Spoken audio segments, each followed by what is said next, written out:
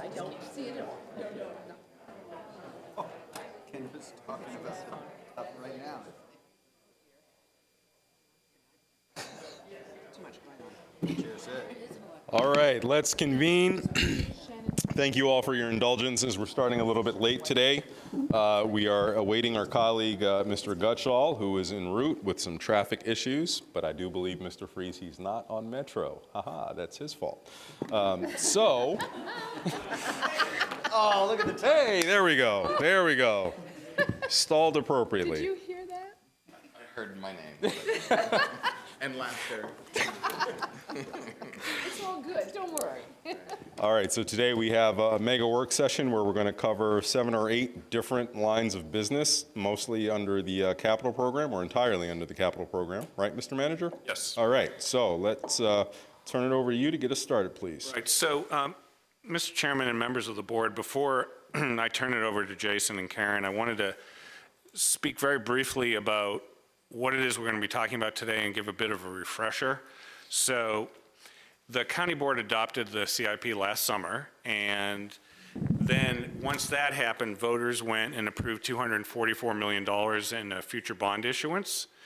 And so as we discuss any presentation on capital, and we've talked about this before, the first 2 years in a CIP are pretty firm. And once you get beyond that, things become a little bit more hazy. And so what we have today when we're talking about the FY 2020 PAYG budget is that first 2-year firm time frame that we're bringing to the board with specific proposals. And that's the reason why when you adopt in April, you're sort of following through on that initial part of the CIP. So we have provided very detailed presentations in the past. We have a lot of details today. We'll try to work through it quickly because it's covering most of the same ground that we covered in the CIP. So we're going to refresh the budget estimates and the status of those projects. And I think what you're going to hear and what we heard in the CIP was a focus on the state of good repair. Because of what happened with transportation funding, a lot of our flexibility went away, and we had to make sure that we moved our resources into making sure that all the assets we have stay in a state of good repair. But you'll hear this a little bit later. 50% of our facilities are more than 40 years old or older. Now, I personally don't consider 40 years old all that old, and I'm sure that everybody at the table, with the exception of Jason, would agree with me about that. But we are concerned, as always, with making sure that we maintain the facilities we have, because we do not want to get into a situation where we've deferred that work and we face capital rehabilitation like what we've seen at Metro over the last few years. So in our presentations, you'll hear that we have 2.2 million square feet of facilities. A lot of them are used 24/7. Fire stations, our detention center, our homeless services center. We have over 3,000 radios for public safety and trades functions. We have close to 100 athletic fields, 75 tennis courts, 40 full basketball courts, 1,000 lane miles of roads. We have 7,700 streetlights, 1,400 parking meters. We have an innumerable set of technology systems that support us for public safety, computer-aided dispatch. We also have PRISM here in the county that helps with our HR and finance functions. It's extremely complex and a lot of pieces go into it. So in 90 minutes, we hope to cover all of that. And one thing I wanted to focus on, you will hear during the presentations discussion about condition assessments and updating condition assessments. And that's something we've been doing for the last few years, and that we hope to complete this round of updates over the next 3 to 9 months. Now, those are condition assessments. Those will be the foundation and roll into the needs assessment that we set aside money for in the CIP. And that needs assessment is going to be including, an analysis of needs, including what I think you heard from Chief Pavlitz on Tuesday about the process he's going through as part of accreditation to look at the needs, future needs for the fire department. And we also have the trade center optimization study with schools. And then we have a little effort called the Public Spaces Master Plan and something called the Bike Element that the board will be considering later this month. So I just wanted to make sure that when you hear the condition assessments, that you understood the distinction between that and the needs assessment. We can talk about that more. But since we have a lot to go through, I wanted to make sure we started with the one item that actually has the most direct impact on the budget, and that would be Metro. So I'm turning it over to Jason Fries. That's good. Good afternoon, members of the board. Again, my name is Jason Fries. I'm in the Department of Management and Finance, and I will be speaking to you about Metro and our ongoing operating subsidy to the transit system. So I wanted to walk you through the changes to the Metro subsidy from when the proposed budget was prepared and compare that to today, now that WMATA has adopted their budget, which was on March 28th. At the time of the county's proposed budget, staff were aware that Metro had funding needs above and beyond what was in the county's budget. However, as part of the new $500 million dedicated funding that was adopted regionally to fund WMATA's capital program, the county had initially expected WMATA to adhere to a new 3% cap on their operating expenditure growth. That 3% cap was what was used in formulating the county's 2020 proposed general fund support. Due to a few reasons, including the impact of new agreements with WMATA's labor unions, a significant increase in Metro access paratransit contract costs, and a request for certain costs which were permitted to exceed the 3% growth cap, WMATA's proposed budget exceeded the 3% subsidy growth when compared year over year to the county's fiscal 19 adopted budget. The county was also hit with one-time funding costs related to these new labor agreements, a portion of which is due in 2020, and I will detail that a little bit more on the next slide. In addition to all of this, WMATA notified the funding partners on March 15th that they had made errors in calculating each jurisdiction's funding obligations, including Arlington's. This negatively impacted the county by approximately $1.1 million. WMATA had not shared that detailed subsidy information with the jurisdictions prior to this time, so staff was unable to confirm the original subsidy allocations which were used in preparing the county's budget. So on the slide, on the updated column on the right, FY 2020 updated, this reflects WMATA's final budget, which was, again, adopted on the 28th. For Arlington, the ongoing WMATA subsidy is $78.1 million, which is an increase, or which includes all of the impacts of the various items I just described before. The total WMATA subsidy then increases $2.8 million above what was in the proposed budget, and this is a 7% increase year over year. There is also a portion, that $2.8 million below, which is the portion of the one-time cost due in FY20, and including that, the county's subsidy increases 11%. Now, adjusting for some additional state transit revenues that are available at the Northern Virginia Transportation Commission, the county currently has a $2 million gap in funding needs for Metro in FY20. Now, this can potentially be addressed with County Board final consideration of a tax increase for Metro or potential budget reductions. So on this next slide, I wanted to go into a little bit more detail on how we got to the 20 subsidy compared to where we were last year. As you can see, the adopted subsidy in fiscal 19 at WMATA was $72.4 million. Since the fiscal 19 adoption, as I mentioned before, there were 3 new labor agreements approved by Metro, as well as a new Metro Access paratransit contract. These items have ongoing funding impacts to the county as they increased Arlington's base funding by $2.9 million. So you see on the second line there, the revised FY19 base. That is WMATA's revised, what they consider Arlington's subsidy in fiscal 19. It was revised upwards mid-year by $2.9 million. So that's 2.9 above what the county approved locally in fiscal 19. There's also, which is not reflected in the chart here, but it's on the previous chart, there's $4.9 million of one-time costs for retroactive payments due from Arlington. Now, these will be paid with one-time funding, a portion of which, again, $2.8 million of that is reflected in the 2020 budget. The impact of these agreements alone actually pushed Arlington above the 3% increase over 19 when comparing to our adopted 19 budget. From WMATA's perspective, again, that is the base. So from here is where they actually increased our subsidy for 20 by 3%. You can see that Arlington actually increased a little bit more than that. It's that 7.5% number. That's actually 3% on a net basis. The reason that we are increasing more than 3% there is because the 3% cap is being applied at the state level. So DC, Maryland, and Virginia subsidies increased by 3%. There is then a suballocation within Virginia among the contributing local jurisdictions, which changes that a little bit. For Arlington, it ended up resulting in about a 3.5% increase, so a little bit more than 3%. As mentioned earlier, there are also some certain permitted costs that can be excluded from this cap. In fiscal 20, there was $600,000, and so we're at the fourth line now. $600,000 of legislative exclusions. Now, legislative exclusions, this is under the state code with the new dedicated funding that certain costs can be excluded. These are things like legal costs, the cost of federally mandated service, such as the paratransit service. Also things, operating costs of new capital projects. An example of that would be when the Silver Line Phase 2 commences operations.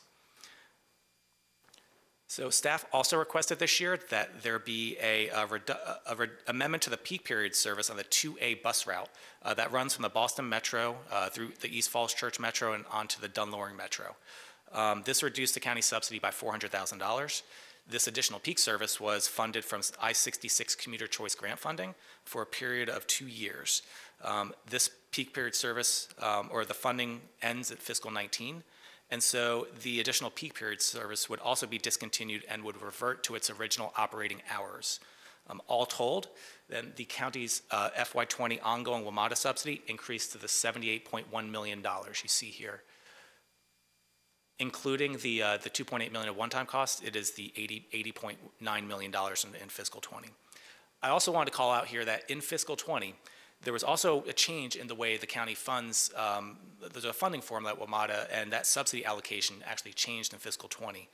Previously, there was a historical formula which allocated costs based on the jurisdiction's relative usage of each of the Metro Rail, Metro Bus, and Metro Access transit systems. That changed this year to be more representative of this flow that I show you here, where the previous combined subsidy for the system, combined aggregate of all three of those modes of transportation, is then increased by just a flat 3%, and then there are legislative exclusions that are applied to each jurisdiction. So it changes a little bit so that it does not necessarily follow the county's usage of each system.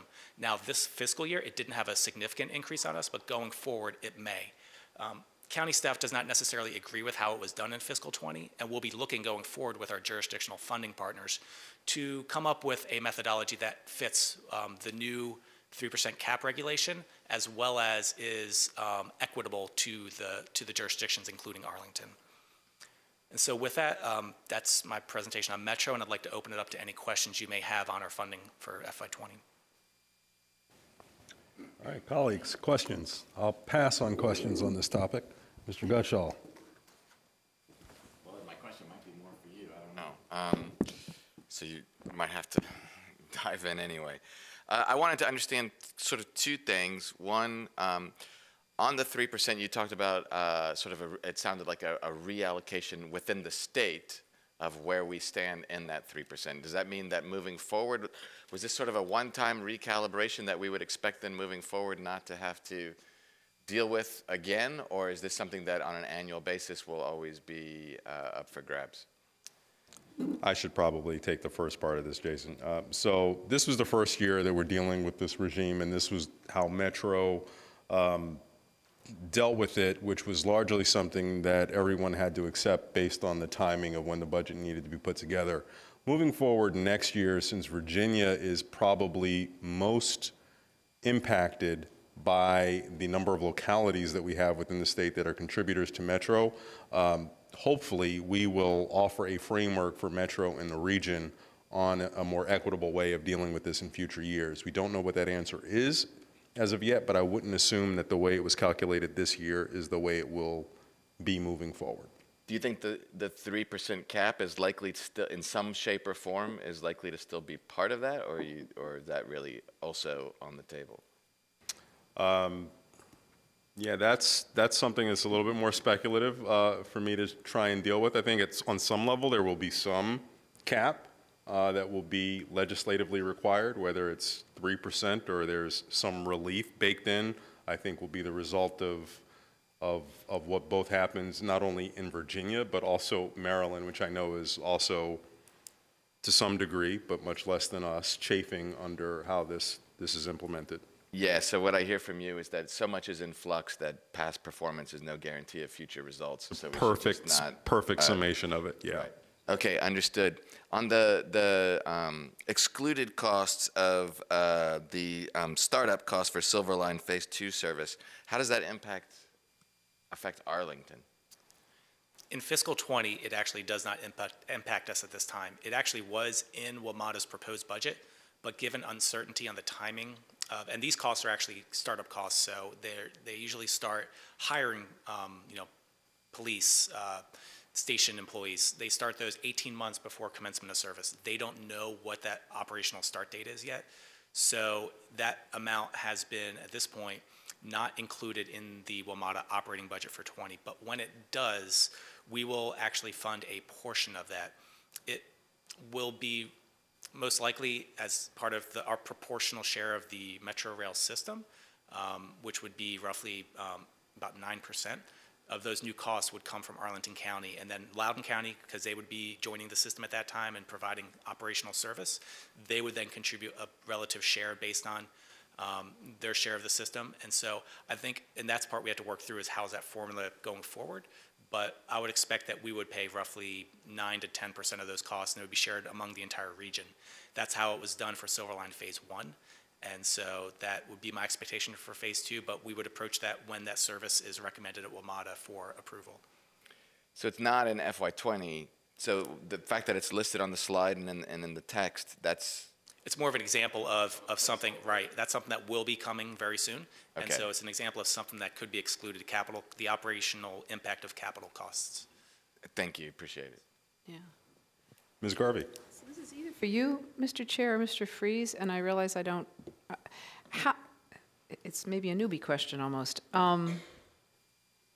So how much we pay, is it determined by Metro or is it determined by Richmond? Because Maryland, the state of Maryland pays the Metro costs, right? So it's only Virginia where it's all of us jurisdictions. And I assume some of that is handled among us here in Virginia dealing with the state legislature, more that way rather than Metro. How does that power play move out? Well, the amount is determined, before this year, the amount was by a standard formula that could be audited by everyone, which gave us the total number of which there was state aid applied to, even though we bore we in Virginia, the localities bear a majority of the cost. There was some state aid, but it was easy to have people of Mr. Freeze's caliber who were able to audit the numbers proposed by Metro, fact check them, make sure that they were right, we pay the bill. This year, it became a lot more complicated, but the sources have remained the same, if I'm answering your question. Yeah, sort of. I mean, because you said some things need to be kind of looked at going forward, and is that a discussion we need to have with Richmond or and our Oh, it's more with our Metro. fellow- It's more with Metro. More with Metro Okay. and our colleagues in the district and Thank Maryland. you. And I'll stop there. Clearly, I mean, the whole issue of Metro funding, which keeps changing, is fairly complex and sometimes feels pretty unfair to me here in Virginia. Thank you. That's why we have Christian. Yeah, right. So I just, DeFranti. so I just have one question going forward, because it's a new system of accounting and because, or a system of understanding the costs. Are there, you may have thought of this already, but I guess it's more for you. Are there ways that our localities can work together to try and slow down the 11% going forward? There's the steps on the Metro board, but then are there coalitions we can build with Alexandria or other entities so that we can bring some of what Mr. Wiedefeld has done, but bring additional kind of accountability to make sure that we're being responsible? Yeah, I do want to underscore, I think implicit in your question is the notion of whether or not we're on the short end of the stick this year, and I want to make clear that we're not compared to business as usual before the 3%. We were looking at rates of escalation far in excess of this, and if you look overall, while we've come out as losers as the process has gone on, it's still better than we would have been otherwise, so I just want to make that clear from a general perspective. What's unanswered at this point is the system as fair and equitable as it could be? I think my perspective as an Arlingtonian and as a Virginian is not quite. So there's work to do there, but still we are in a better budget position given the changes at Metro overall than we would have been otherwise. But that's my opinion. Mr. Freeze deals with the numbers. Great. That's helpful on the macro, and I'm glad you made that point. But and I guess I would say, are there, Mr. Freeze, I don't know if you are in regular contact with the other jurisdictions in Virginia and across to sort of make sure that we're measuring in consistent ways the spending that is occurring? In terms of growth at WMATA? Yeah. We're always focused on it. I think for most jurisdictions, this is one of their biggest budgetary items and one of the largest increases in recent history. So I think there is a keen focus on ensuring that the costs are either contained or that are more predictable going into the future. And I think the 3% cap is a step in the right direction. It's just understanding a process for distributing that and allocating that equitably among jurisdictions going forward. All right. Thank you very much. Appreciate it, Jason. Sorry, Mr. Freeze. Okay, over to Ms. Talley. Good afternoon, members of the board. Good afternoon. My name is Karen Talley. I work in the Department of Management and Finance, and I will be speaking with you about the overall capital program budget. Next slide. So the fiscal year 20 capital program budget covers a large portfolio of infrastructure. As you can see, and we'll hear about today, the program includes infrastructure from PC replacement to repaving of our roads, to replacing windows and HVAC units in our facilities. The focus of capital investment continues to be on maintaining what we have, with the new emphasis on achieving state of good repair for our core infrastructure. The $232 million shown here represents funding that will start in FY20, and as with most capital projects, will span across several fiscal years. The funding is also from various funding sources, including some sources that are dedicated and restricted to specific capital activities. We will talk through some of that in coming slides. Next slide. The adopted CIP that we just completed last summer was the starting point for formulating the proposed FY20 annual capital program budget. Fiscal year 20 is part of what the county manager described in his opening comments as the first 2 years of the CIP. In the overall big picture of the CIP, the FY20 budget is a snapshot of an ongoing capital program that has previous CIP projects that are already underway, along with the proposed projects that will be presented to you today. Examples of some of the projects underway include the construction of Fire Station 8, Lubber Run Recreation Center, and the Long Bridge Aquatic Center. The majority of the proposed projects were included in the CIP. However, there are some unanticipated increases to the scope and cost of existing programs that were not identified during the CIP planning process. Because this is a presentation of the annual operating budget, PAYG is the main focus for the annual appropriation and allocation of dollars to projects. However, we will also be presenting a comprehensive look at all of the funding sources for capital infrastructure investment, which brings us to our next slide. This slide demonstrates the various funding sources that feed into the capital program. To build on my previous comments about certain funding sources being dedicated and restricted to certain capital activities, I will begin with the PAYG funding. PAYG is funded from local taxes, miscellaneous fees and charges, as well as legally restricted bond premium funds. Bond premium dollars are generated from our annual bond sale and are considered one-time funds. It is appropriate and indeed necessary for the capital program to have both ongoing and one-time PAYG dollars. The two sources fund our strategic goal of maintaining what we have in a state of good repair and unanticipated projects that are identified outside of the larger CIP planning process.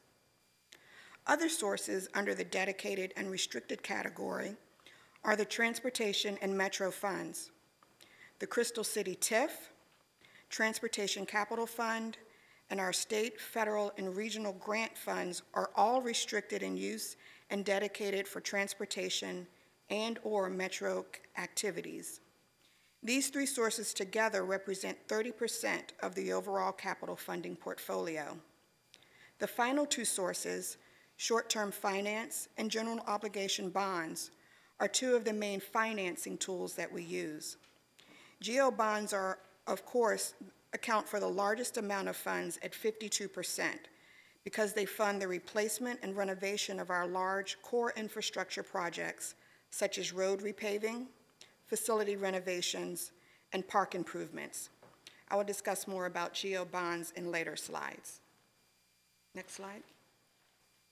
As I mentioned previously, PAYGO is funded from a variety of sources, including local taxes, fees and charges, and legally restricted bond premium dollars. It funds the replacement of assets with a useful life of 10 years or less, mostly projects that are not appropriate for long-term financing. PAYGO has traditionally been used to fund the routine replacement of our maintenance capital assets. It serves to reduce the failure of our infrastructure by investing with the goal of maintaining our large portfolio of assets in a state of good repair. When it comes to the bond rating agencies, they expect PAYGO dollars to play hand in hand with our finance dollars. As with financing your mortgage for your home, you don't finance 100% of your home. You have a down payment, cash, that goes towards paying down a portion of your home. PAYGO serves that same purpose in having a flexible cash fund source for large capital investments. And finally, PAYGO funding can come from developer contributions that are made available as site plans progress through their process. Familiar and current examples that include Mosaic Park and Fire Station 10 in the Roslyn area. Next slide. One of the county manager's stated goals for PAYGO funding is to increase ongoing funding. Creating a more stable fund source with ongoing PAYGO dollars will allow programs the ability to develop a sustainable and predictable maintenance capital investment program.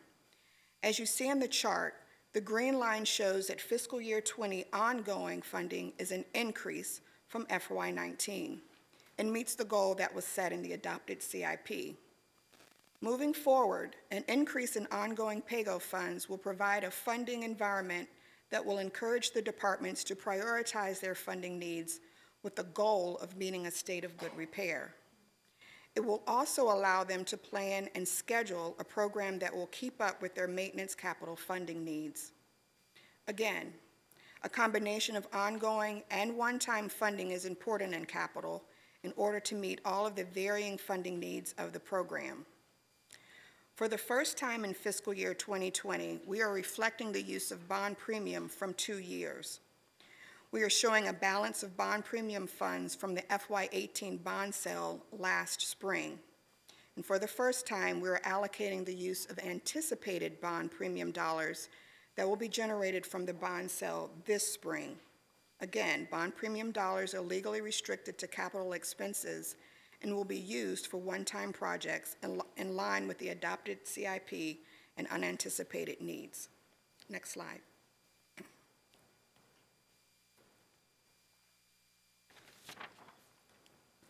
General obligation bonds are long-term debt financing for both county and schools' capital infrastructure projects.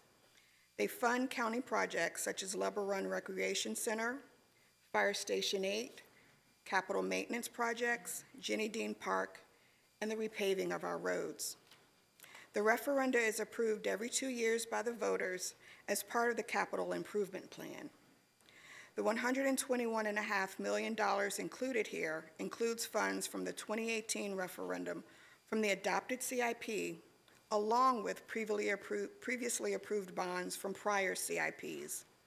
As I talked about earlier, the capital program implements projects across several years, and this demonstrates a good example of that with the issuance of GEO bonds across several years as the project is being executed.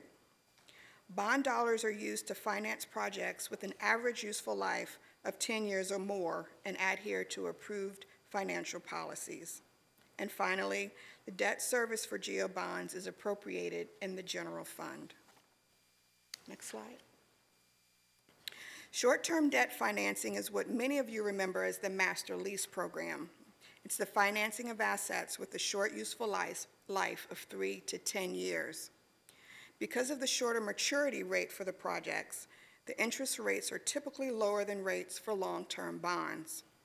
So similar to a car loan, this finance tool allows us to spread payments over a term rather than paying all at once. This, of course, helps with the affordability of all of the equipment that is purchased with this source. As with GEO bonds, debt service for the short-term financing is funded in the general fund and the operating budget. This source has historically been used to finance equipment for enterprise technology and public safety. For fiscal year 2020 is the first year proposing to fund synthetic turf fields due to the increased number of fields needing to be replaced now and in the coming years. The projects proposed in the $12.2 million budget are in line with the adopted CIP. I am available for questions.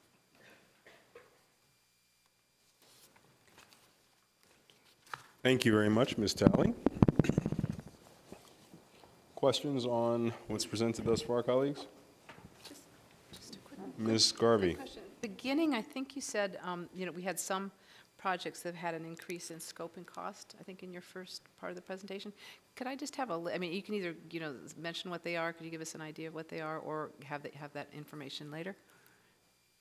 Sure, I think that some of the projects, we actually referenced it in the public safety work session, what we're facing with Fire Station 7 right now, we're going through that engineering analysis, and so having fund, when we will be coming back to the board and to the manager with options, but that's an example of something that was identified as part of the proactive, annual inspection cycle, but now, we found problems, we need to deal with it and fund it. So that's like a good example of that. Thank you. And just as a follow-up, a list, just because there are lots of people who probably are going to ask me what they are. Thank you. And sometimes it's as simple as even just bids coming in high. We're in a pretty active construction market here in the region, and we are seeing, just as we've seen with some of our sister jurisdictions are seeing the same thing, that bids are just coming in higher and higher, and then, we deal with that. We have contingents, but in not all cases are they sufficient. Tariff issue, I get it, but it'd be good to know. Thank you.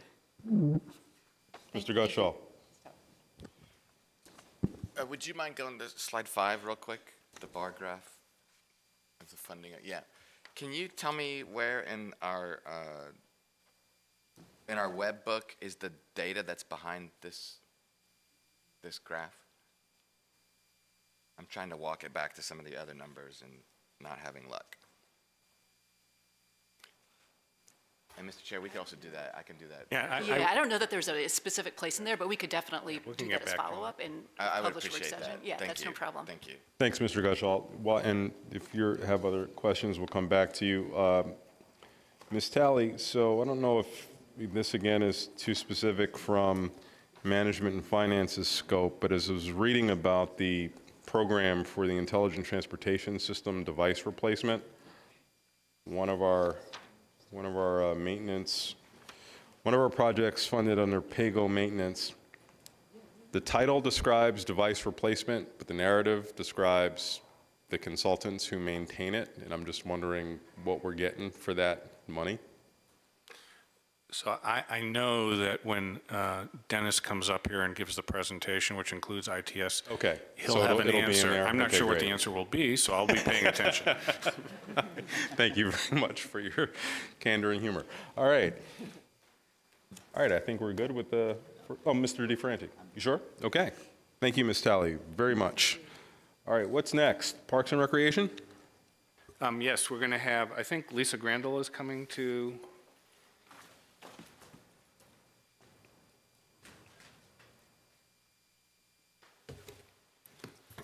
Thank you. Good afternoon. Let's go ahead and go to the next slide. So to start with, before we get into the proposed FY20, wanted to take a few slides to go through highlighting projects that will be completed by the end of this fiscal year, and then touch on some other projects that are underway. And then the focus will be on our proposed 2020 budget. So this first slide here is Fairlington Park. This is one of the larger ones that we're completing this year. This was a parks maintenance capital project for design and construction for the playground, the outdoor fitness equipment, picnic area, site circulation, and some other things. It opened about a week ago. Probably within an hour, there were 150 people there. It's amazing. And we're going to be doing the ribbon cutting for this as part of Neighborhood Day on May 4th.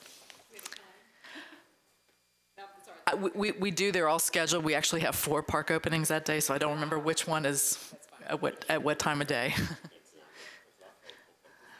Okay. Yeah. Yes, and I know you were very involved with us in the final design. Thank you. Next slide. So this next project that we're wrapping up, and hopefully this is going to open up tomorrow, is the Powhatan Springs Skate Park. This again is another parks maintenance capital project for design and construction. We used CMAR before the rules changed, so this was an under 10 million, and now you have to be over 10 million, but we fell under the old threshold. Again, we're having a hard time keeping people out of it, but we think we will officially be able to open it tomorrow, and the ribbon cutting will also be May 4th. This is one where I think, as the manager referenced earlier, we usually project out 2 years in the CIP, and when we got to that second year, we had to reallocate some money from another project because of the condition was just too deteriorated. So we are appreciative of the funding for this and excited to be able to get it back open. It is the county's only skate park.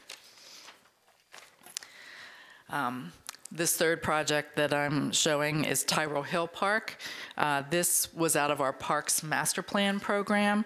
This was the 4th and final phase of the Tyrell Master Plan and included the restroom, picnic shelter, futsal court, and some plaza and other things. And this opened last August. This is the county's first futsal court. People have been heavily using this park. It's very, very popular. So this next slide here are the remaining recent projects listed alphabetically. We completed 15, we'll have completed 15 projects by the time we get to the end of this fiscal year. And it's a combination across all of our programs. So I want to point out a few others that are of interest. Barcroft was done through our continuing partnership with George Washington University. Bluemont was a neighborhood conservation project. The Custis Trail project came through our trail modernization program, and then we had synthetic replacements at the inside the Gunston Bubble and also Long Bridge 3. And we are in the process of converting the Gunston Diamond Field through a partnership with the Arlington Sports Foundation, and that should be wrapping up by the end of May. The other project to mention is McCoy. I think it was touched on earlier that sometimes through PAYGO we get site plan funding, and that little project came through some funds that came from the Moms Organic project. When's that open? That opening maybe May 4th. We're having a dialogue with the community about whether that's a day that's a good day for them, but May 4th or shortly thereafter. The project is completed and open now. Was that rescheduled from something else? I seem to remember that being on my calendar at some point, or no? I don't. Not important. I don't believe. Right. I don't believe so, but yeah. So this next, go ahead to the next slide. So the next slide is just to give you some context of the projects that are underway. So we have 13 projects that are already funded that are currently in varying stages, from the earliest of design to some that are moving on to construction.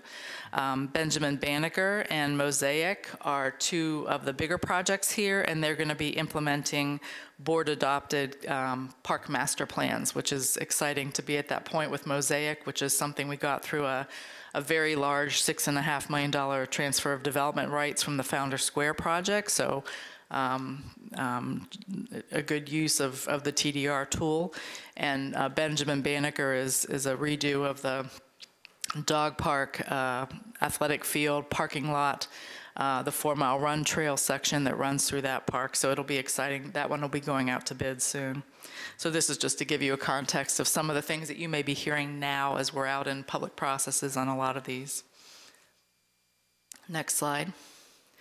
So I wanted to give you, I think the manager touched on this again, but just a breadth of our assets.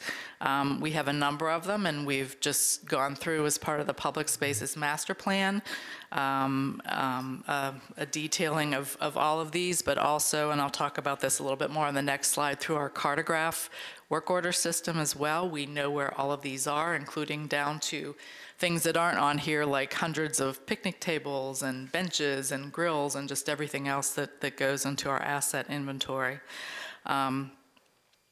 These in the park maintenance capital program focus on outdoor amenities.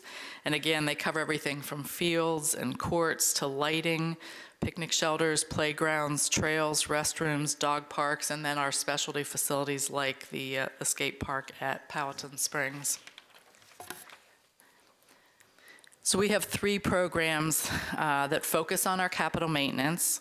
One of them is the Parks Maintenance Capital Program. We also have a trail modernization program, which is probably more like paving in that it's not, we do sections of trail, and then we are starting to work our way into total trail rehabilitation, where we come in and put the subsurface and the side shoulder and striping and things like that.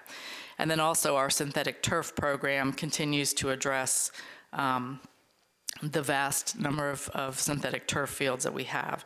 So we are in the bidding phase to bring on a consultant to provide a multi-year facility condition assessment of our assets. We'd done this once before. It's been about 10 years. We did it in 2008, 2009. They will be doing that over a period of a couple of years, and we do have some funding here in our proposed FY20 asking for a couple $100,000 to tackle the first batch of those. And as mentioned previously, that's going to be integrated with our new cartograph maintenance work order system. The good thing about coordinating the two is if you have more funds and you're recoding the courts, that might put off a little bit the need to come in and do the capital maintenance. So having a system that'll talk together is going to be very, very valuable. Our assets overall are still very much in a state of catching up. I will say the board has done a good job the last couple CIPs of funding some of the larger capital maintenance projects and getting to things like our athletic courts, in particular tennis courts that haven't been touched in 40 years in a major kind of way. So it's really good to be in a position of being able to address some of those. And then we've been able to keep up with the synthetic turf, and I'm going to touch on that here in a minute, but the amount of hours that we get of play on those is significant, and so being able to keep up with the 8-year replacement schedule has been very important.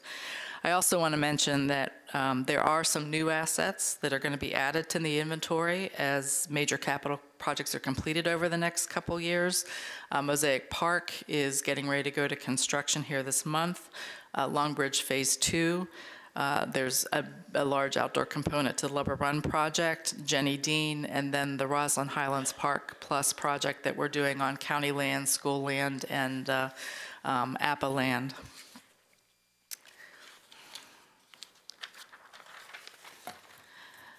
So this next slide, these are our proposed projects in FY 2020. There are 10 projects here. The ones that are in blue are Parks Maintenance Capital. The ones in green are Synthetic Turf, and the ones in red are Park Master Plan. The projects and budgets are generally consistent with what's in the adopted FY 2019 to 2028 CIP.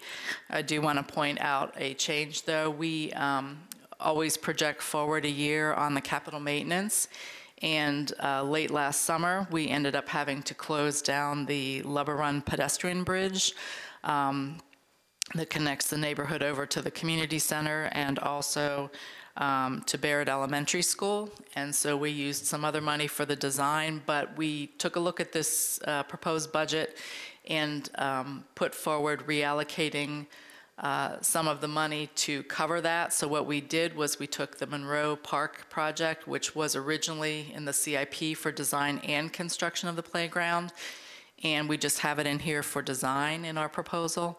And then we took $600,000 and put it to the Lubber Run Bridge project, and then the $200,000 for the capital asset inventory project.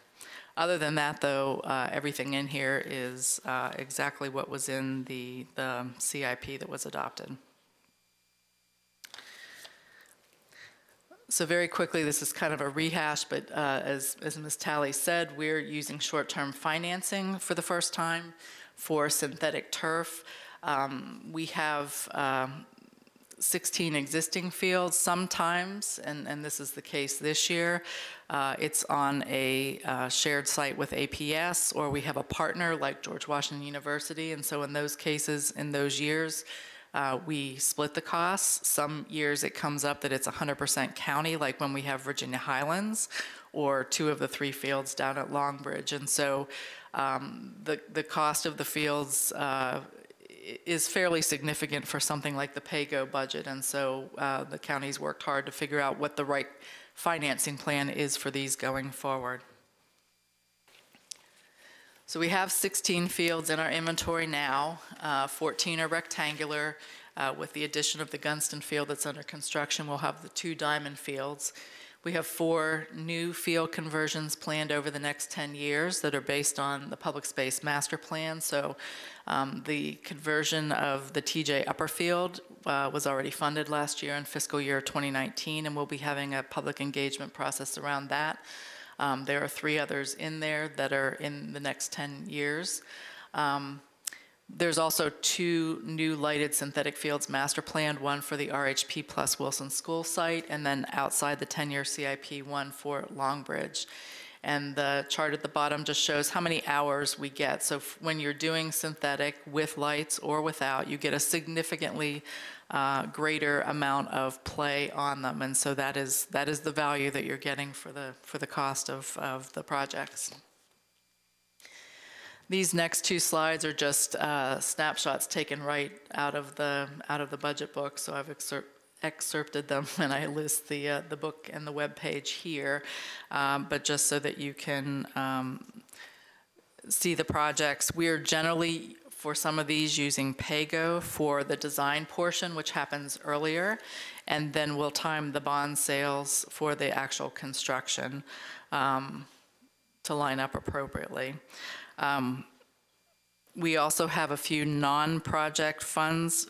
We have a capital asset project manager that oversees the overall program. There is a field fund where we have a allocation that comes from registration that comes in and will help support synthetic turf fields. And then we also have a small fund for feasibility studies, which is what we tapped to do the initial work for the Lubber Run Bridge this year. But other than that, as I mentioned, they're unchanged from what's in the CIP. The one thing I do want to point out go to the next slide, is that the RHP Plus, the Roslyn Highlands Park Plus project, is slightly lower than what's in the CIP, just based on the timing of when we will be ready to do the synthetic field that's on the school portion of the site. Right now, it's being used for other things, and so we just had to time it accordingly. So we'll push that off to the next round. Go back just for 1 second. So the other thing that's on here, there is, go forward one more. There is some money for the trail modernization program. We've been running at about 550, 565 this year. It goes up escalated, and again, that goes for some milling and repaving. We've already talked to the Bike Advisory Committee, and we're going to focus the next round of funding on the Bluemont Junction Trail. So just to wrap up, we have the projects that I mentioned earlier that are going to be coming online in the next 2 to 3 years. Those will eventually add into our capital asset inventory and affect that in the long run, but also the operating budget. For a few of these, like Longbridge, the board's already Considering this year positions, 2 positions, and there will be more with Longbridge to come and Leber Run. Some of these other ones you'll see operating impacts over the next year or 2 as the projects come online. The other things to mention relate to the proposed public spaces master plan that will be back in front of you this month for final consideration. The plan calls for at least 30 acres of new public spaces over the next 10 years. That can be acquired, that can be donated, they can be easements, all kinds of things to get to that 30 acres. But as we acquire them, that will lead to some future improvements and master plans, although some of it may be left as natural areas or casual use space as well. The other thing to mention is that the PSMP includes levels of service targets for park amenities. So again, combined with some future planning as our park and recreation amenity needs are going to grow in 2025 and 2035 as the county's population continues to grow. And the LOS is something that we'll be reevaluating every 5 years, but it will be important for us in figuring out, what our needs are and where we need to place them. So that concludes my presentation. Happy to answer any questions. We went through a lot of good stuff in a short amount of time. Thank you, Ms. Grandal. Mr. Gutschall. Yeah, very good presentation. I'm particularly interested in the, you mentioned the bidding to bring on a consultant to provide a multi-year facility condition assessment. And I'm wondering, the reason I'm interested in that is very quickly share with you my own personal experience with the planned renovations for Clay Park, Henry Clay Park, which my children went to the workshop and said it was great and they loved it, and they're kind of excited. This is what one of my daughters said to me, kind of excited about the changes that are coming, but also recognizing that really and truly the community is not looking for anything new there. It's sort of just there's no new facilities there to speak of that I'm aware of.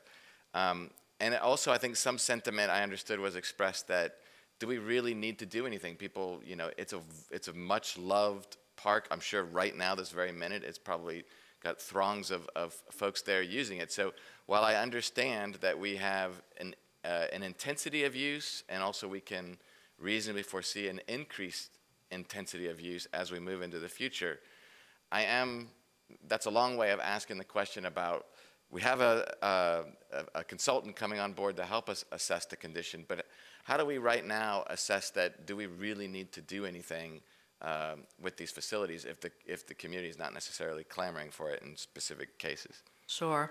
So I have found over my many, many years here that it's almost harder to deal with existing parks because people love things and don't like things and oftentimes don't want them to change. So part of what happened, because we're still using the 2008-2009, which was the last time we did this, is when we're redoing the parks, there are a lot of things, stormwater in particular. When these things were built in the late 60s, 70s, we don't really address it. And so that gets incorporated when we update the parks. When we had the DOJ audit years ago, you find that there's not pathways that take you from the parking lot to the restroom and the restroom to the ball field. You just walk across the grass, but that doesn't meet ADA, and so that gets incorporated. And then part of what the asset management program looks at is, what should be the cycle. Right now, for example, playgrounds are on a 15-year cycle. We don't replace any playgrounds in 15 years. We replace them in 20 to 25 years, and so we'll be re-looking at that. But what starts to happen with things like Clay Park or Alcova, which is another one that we're in a two-phase look at right now, is you start to not be able to get replacement parts. So the sizes of equipment change, the standards that the Consumer Product Safety Committee puts out change, the safety zones and things like that. So even though it may look usable, it becomes somewhat obsolete. And that happens a lot with the playgrounds. It happens a lot with our lighting, where we can't get the light fixtures to replace them. And we know that we want to control the light spill and the glare and things like that by modernizing the lights. And so while the lights may come on, they're far from desirable. And so those kinds of things go into the whole asset management. We won't have any lights next to my house, don't worry. Just kidding. You have a follow-up on that? I do have, I wanted to actually follow up. It's a similar question about how we do planning and determine the obsolescence and the replacement, and a bigger picture question on the Gunston bubble. Where in our process is there, if there is any opportunity, to look at and think about whether or not the bubble, whether or not that facility, that type of facility, could actually be done in another way? Could that bubble be on top of a parking garage or on top of a building somewhere or something like that? So sort of the bigger picture to say, well, if it's time to replace this, is this really in the right spot? Do we want to replace it here? It is somewhat of a dilemma because the capital maintenance program is really about replacing the existing amenity, like you said, at Clay Park, in the park. So we're not adding anything new to Clay. We're not adding anything new to the bubble. Deciding you want to put something somewhere and where you're going to site it is a different kind of process. And so I think the public space master plan talks about the need for one or two multi-sport kinds of facilities. And I think in the revised text we're going to be giving you here for the board, it's going to say to identify a location for one. It will take us a while to get to where that one is because it's a bigger question about distances and size and funding of something that would be larger in scale. The bubble is fairly small. I mean, it really sits on top of a couple of old tennis courts and was put there as a temporary facility. And so I think it's a larger discussion about, you know, if we could look anywhere, where would we put it? If that's what you're asking. I think in the short term, though, the bubble is we're having a hard time keeping it up. We just replaced the turf in it, and I think we believe that it makes sense to go ahead and replace the structure, which will probably last 10 years, and during that time, we need to figure out a longer-term solution. Right. I'm just noting that, I mean, it's $250K. That's just to study, though, right? Do I understand that right? Funding for design and replacement, or does that include the replacement, the $252K? So the $252K is design of the bubble and the replacement of the restrooms that are outside of it, and then the million. So the total project is 1.3 roughly. If you look across, part of it's coming from bond. The 252 is coming from the PAYG for the design and project management costs. Okay, got it. Yeah, I think I look forward to seeing as the public spaces master plan comes forward, because I think I realize that we have to make decisions based on where we are, but I want to make sure that we also have the opportunity to have, before we invest too much in a given facility or location, that we have the opportunity to talk about, is there a different or better way to do this? And I know that we're constantly in that do loop, so thank you. Thank you. So, Ms. Garvey. Yeah, and I'll just add, which I think we'll probably, moving forward, find ourselves talking about maybe parks or playgrounds on top of buildings. We haven't gotten there quite yet, but I think that's where we're probably headed next. And I just was finding myself thinking a number of years ago when I started this, we were looking at parks, you know, that were really in pretty bad shape and really needed a lot of work, and we were hearing from a lot of people. And now most of the questions you're getting are about when's the ribbon cutting. It's really impressive, everything that you've done. And that Fairlington Park, I was one of those people that I didn't want it to change. I'm still kind of regretting some of the equipment that went, but I was using it and I realized it's all getting rusted, and it really was time for it to go. And I was just blown away the other day. It was just, there were people all over it. It was just really wonderful to see. Thank you. So, Mr. DeFerranti. Just as you mentioned Monroe Park, wondered if you talked about the changes that needed to be made. Do you have a sort of a revised plan for when it would move forward, and sort of where the funding might come from? Sure. So what's proposed in the budget here is the design, which we would need to do first. So Monroe is a park that is fairly small. It's got a playground. It doesn't have the pathway system. It doesn't necessarily have a street frontage presence, and I think there's more to be done to engage the community a little bit about how to better design the casual use part of it and how to lay out the playground. So it's an old style playground that is one size fits all, and our current standard is 2 to 5 year olds separated from the equipment for 5 to 12-year-olds, so that would be part of it. But the idea here would be to get going with the design itself and the engagement around that, and then when we get to the CIP, we would factor in to one of the next 2 budget years the actual construction dollars for that. Great, and I just had one more on the, maybe you can provide a little bit background. You talked about the Barcroft and that partnership with GW and mentioned that some years we're paying and other years our partners are paying more, I believe is what you said. The $453,000 for the synthetic field replacement, we're sharing that with, is that right? We're sharing that with GW? Or I'm just interested in the funding there. We are. So we have this arrangement with Arlington Public Schools, with Marymount, and with George Washington. So when the fields come up for replacement, there's a sort of a formulaic apportionment of cost. So this is our portion of the cost share. And they're actually going to be managing the project and doing it in a very tight turnaround. Hard to believe that it's been 8 years already, and they're going to be doing the infield mound differently. Okay. But yes, it is. We're both paying for our portion at the same time. Great, thanks.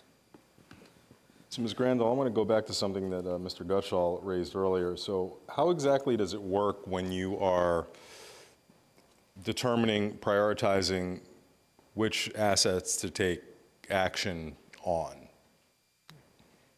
Sure. So we look, and this is part of what the updated asset will tell. So we may have, let's say we're using tennis courts.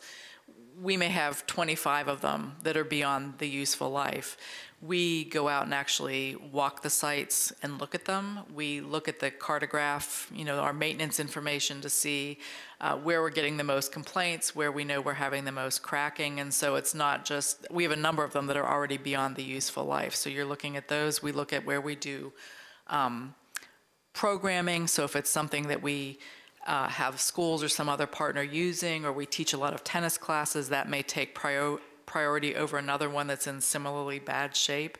So there are a lot of aspects that go into that, and I think we'd worked very hard probably 8 or 10 years ago with a task force when Ms. Hines was on the board that looked at all the various things that go into making that determination on facility conditions and which ones come first.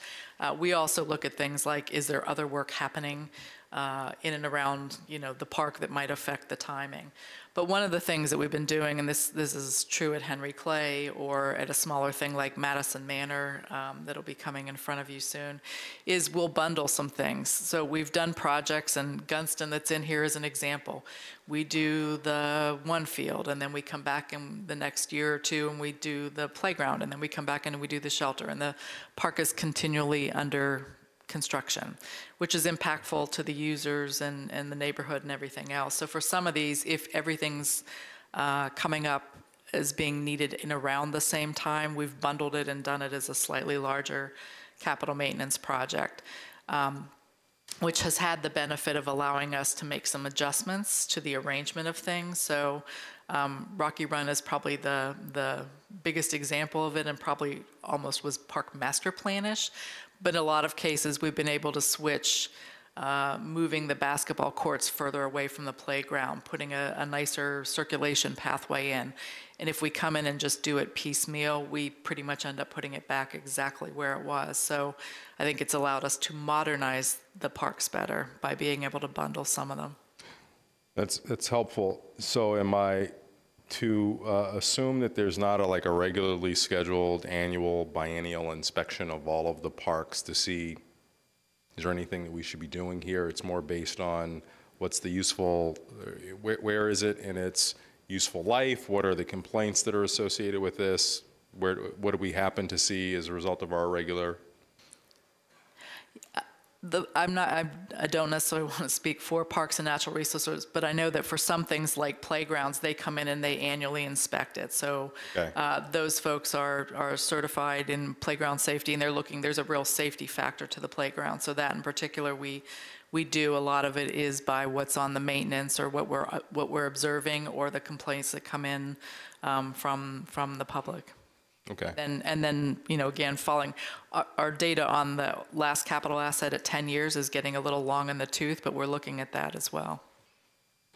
Yeah, at some point I would be interested in seeing, because, you know, I'm familiar with one near my house, but it's something that I've observed elsewhere where you see that maybe some modest investments in leveling out an uneven field or moving from lawn to some other treatment so that it could be better used for casual use or replacement of a bench here or there. And I was wondering how that, is there a way where that's captured equitably and not just driven by people who may have a complaint? And there is some funding in the Parks and Natural Resources operating budget, so they are coming in, particularly with some of the older grass turf fields. And I will say we get funding from neighborhood conservation as well sometimes when there's, you know, something that the neighborhood wants to see or some particular attention to redo something that's not likely to reach a threshold in capital maintenance or to introduce something new. So that's another source for us as well. Okay.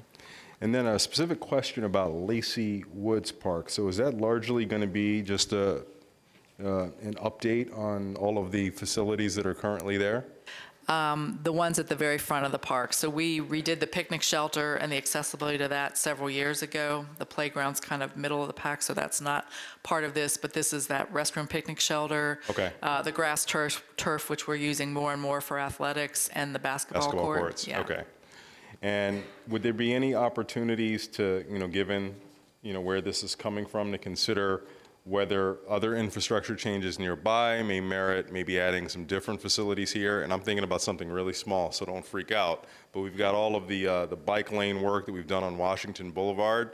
Seems like that would make a great place for some of the great DPR bike station facilities that we have in certain other places on trails. So anyway, just a thought. It seems like you got a lot of space there, and that would be easy to add. Yeah, we'll keep that in mind. Thanks. Ms. Garvey. Yeah, and I was remembering a conversation I had with someone. They were complaining to me about the tennis courts and saying that we need to check with our contractors because they just go and repair the tennis courts and then all the same cracks just reappear. My experience is that's what happens when you have to repair courts, and until you can actually really redo them, which is sort of what I mentioned. Am I kind of correct in that? So a lot of our courts, which again, many of them are well over 40 years old, when we get into the construction of them, they don't have under drain systems. There is no stormwater and what have you. And I don't know that any of you were on the board when I showed this. When we first started getting into capital maintenance, I stuck my car key down and almost lost it in a crack. So what'll happen is remember that. Our Parks and Natural Resources folks will come through and they'll fill the cracks and they'll cover them over and then they'll seal coat them again. So for 6 months, they may look lovely. And then it rains and you go through a winter season and the next season they're back and then some. And that's really what's happening with the courts. Yeah, so. and I sort of need to just adjust expectations because you really just have to completely redo it. Yeah, thank you. All right, any more questions for Ms. Grandel? Thank you very much.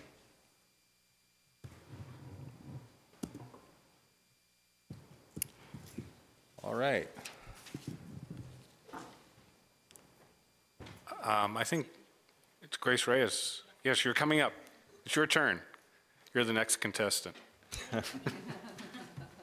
Talk about public safety IT. Good afternoon, Ms. Reyes.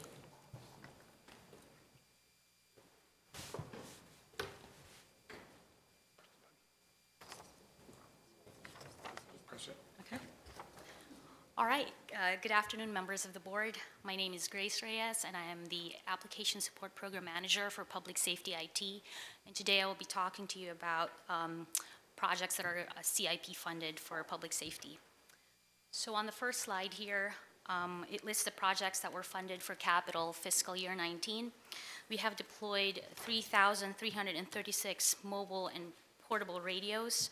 Just to give you a breakdown, 2,170 of that was for public safety, 471 were for schools, and 695 were for other county departments such as DES, Parks and Rec, and Inspections Services. The following projects are underway. The customer premise equipment replacement. This is the telephony system behind your 911 infrastructure.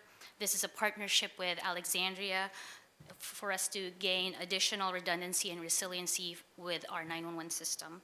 And this will also prepare us for next generation 911.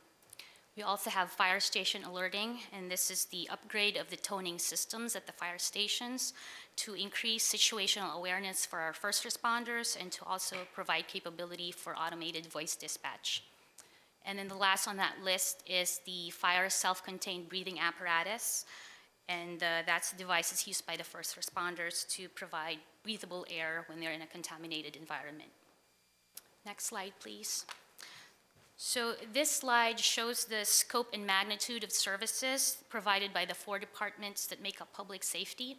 And just to kind of give you some operational metrics from fiscal year 18, we process, or communications processed 92,000 911 emergency calls, 30,000 calls for service for fire, 106,000 calls for service for police, and 7,280 individuals were processed by the Sheriff's Office through their detention facilities. Public safety has a total of about 1,000 personnel in 25 locations across the county. We managed about 3,400 radio subscribers, support 400 mobile data terminals, and support 50 applications in about 1,200 devices. So really the point of this slide is to just show the scope of the asset inventory that is required to support the public safety mission. All of these resources required is to ensure that we continue to provide high quality delivery of both emergency and non-emergency services to our citizens. And all of these resources have to be continually maintained and supported in order to keep these systems in a state of good repair. Can we go to the appendix slide? Thank you.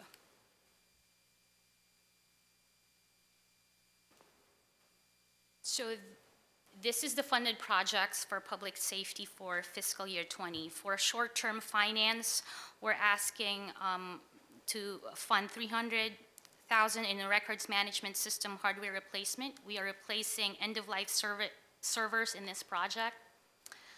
The radio system upgrade from analog circuit to digital IP simulcast. This project is replacing obsolete analog equipment, and this will basically improve interjurisdictional radio communications. We also have fire alerting system and the fire vehicle replacement, refreshment of 6 vehicles, 2 heavy rescues, 2 ladder trucks, and 2 pumpers. And then for PAYG, we're asking for the replacement of computer-aided dispatch. This project is again replacing a public safety dispatch system, which is a past end-of-life cycle, and this new system that we're bringing in will also prepare us for next generation 911. And then we're also, sorry, one more thing, and eSummons, which is the electronic citation solution. That's the electronic ticketing system that's used by police. So we're going from a manual process, which is pen and paper, and we're digitizing that, and we're automating that process for our police officers and for everyone that we serve. It'll make it so much easier when we're all pulled over. You just hand them your license, they slide it right through, and there it is. It's all done. Yay. Great.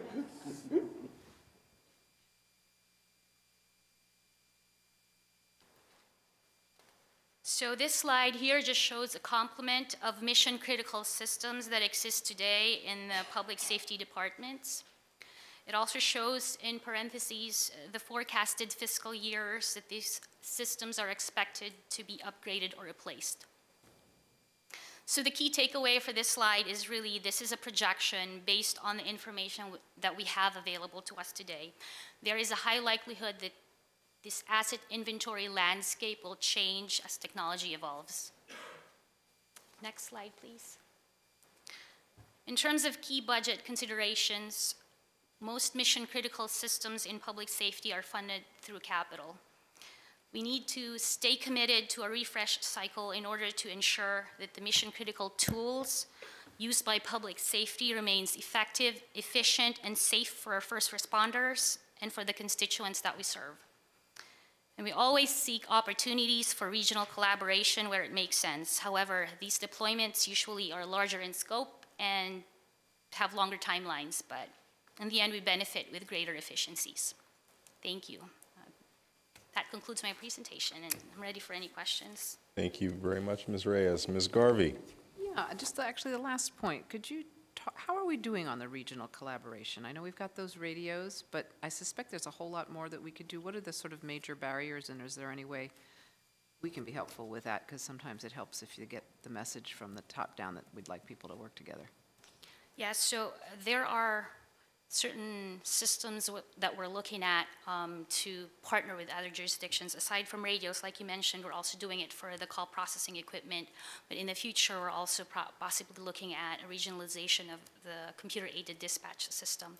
So I think one of the barriers there is really in terms of resourcing cost as well as technology, kind of just, you know, having the opportunity from the top, the support in terms of being able to support the resources that would, you know, that would basically manage those systems. So like kind of aligning the budget systems. I'm guessing that's it, that everybody gets on a different thing. And, and so that's an excellent example. On the computer-aided dispatch, we are doing an upgrade now, and I think that in the next couple of years, well, Alexandria's just done one. What needs to happen is that everybody needs to agree 10 years from now, everything will sync up, and that we'll do a new system. By then, it'll probably be in the cloud, but we would need agreement from all the political actors and the actual subject matter experts in each of the jurisdictions that currently use that to say, we'll go through this, and then at a certain point, some of us will struggle for a few years, and then we'll sync up. So it can be done. It's very hard. It requires a lot of advanced work. And so there's definitely a role for members of the board and other boards. The CPE project with Alexandria has worked well, but it has not been easy. Yeah. You know, I wonder if this is one, because, you know, you and I have talked sometimes about getting the Northern Virginia Regional Commission to, you know, maybe be a little more substantive in some areas. I mean, maybe this is a way to tackle it, and you could start with, you know, I could kind of work it that way and get, I think if a number of CAOs came in and had a conversation with electeds around the table, we got to that point. And, you know, it sounds like we got 10 years, so we'll take time to do it, but probably starting that conversation is not a bad idea. So, and I think you started on your level, but I don't know that we've done it a whole lot on our level. And I think there's a role for the Policy Council to look into that. Yeah, there probably is. Thank you. Mr. DeFranti. So I guess this is mostly for follow-up. I mean, on Alexandria, I don't know, Mr. Manager, you mentioned there's a CAD refresh. Is that correct? Is that what you said? For Alexandria, we're doing the CPE, which is the customer premise equipment. Got it. Refresh. I think maybe it's best just to follow up afterwards at some point on the sort of the cycle of replacements of, you know, the vehicle cycle replacements. This is just a piece of things that I don't know. You want to make sure you have current excellent vehicles, but similarly, I'm curious if others in the region have done the text and video component to the CAD and how successful that's been. I think that's, you know, I just want to follow up afterwards on those two subjects. Okay. All right. Thank you very much, Ms. Reyes. Appreciate it. Thank you. Good job. Okay, so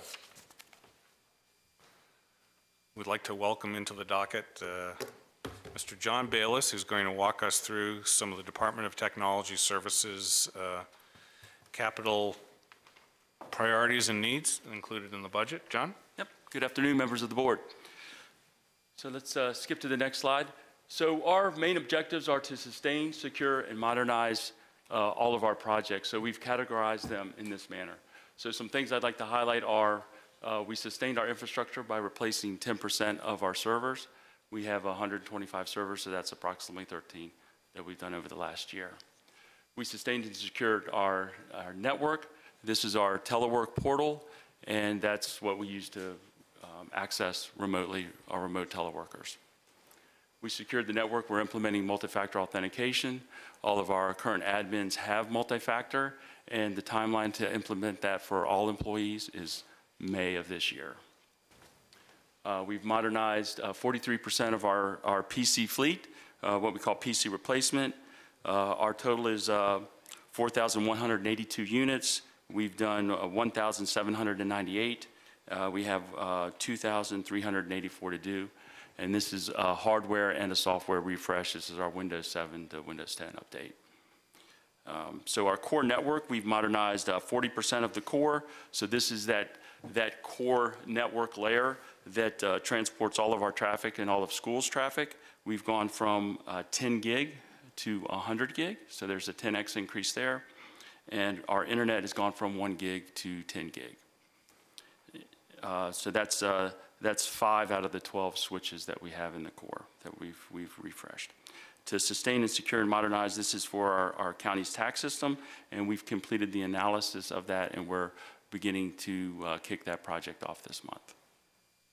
So next slide.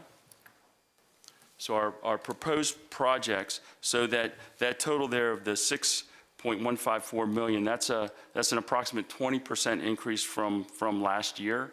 And most of that is in the network refresh component from last year.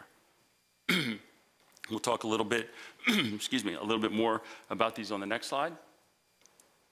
So when we look at our infrastructure and how we manage that and how we come up with our CIP process, we look at the industry standard and then what our standard is and then what actually is in reality. So at that end of life, that is stating that that's the industry standard, that those components are at end of life. So when we say it's 2 times the industry useful life, that's a 4-year. The industry says you should replace those components at 4 years. So we're double that right now. So that's why we're going to focus on those in the FY20. And the distribution layer is that layer right below the core layer of our network that aggregates our traffic for the edge sites. And that's in the agent category. So in the county facilities or the in-building network, we have about 165 switches. And in the routing and security and administration, we have 45 devices there. And that's what we're going to, this fall when we do the CIP planning process, that's the focus of what we're going to put on the CIP for the next process.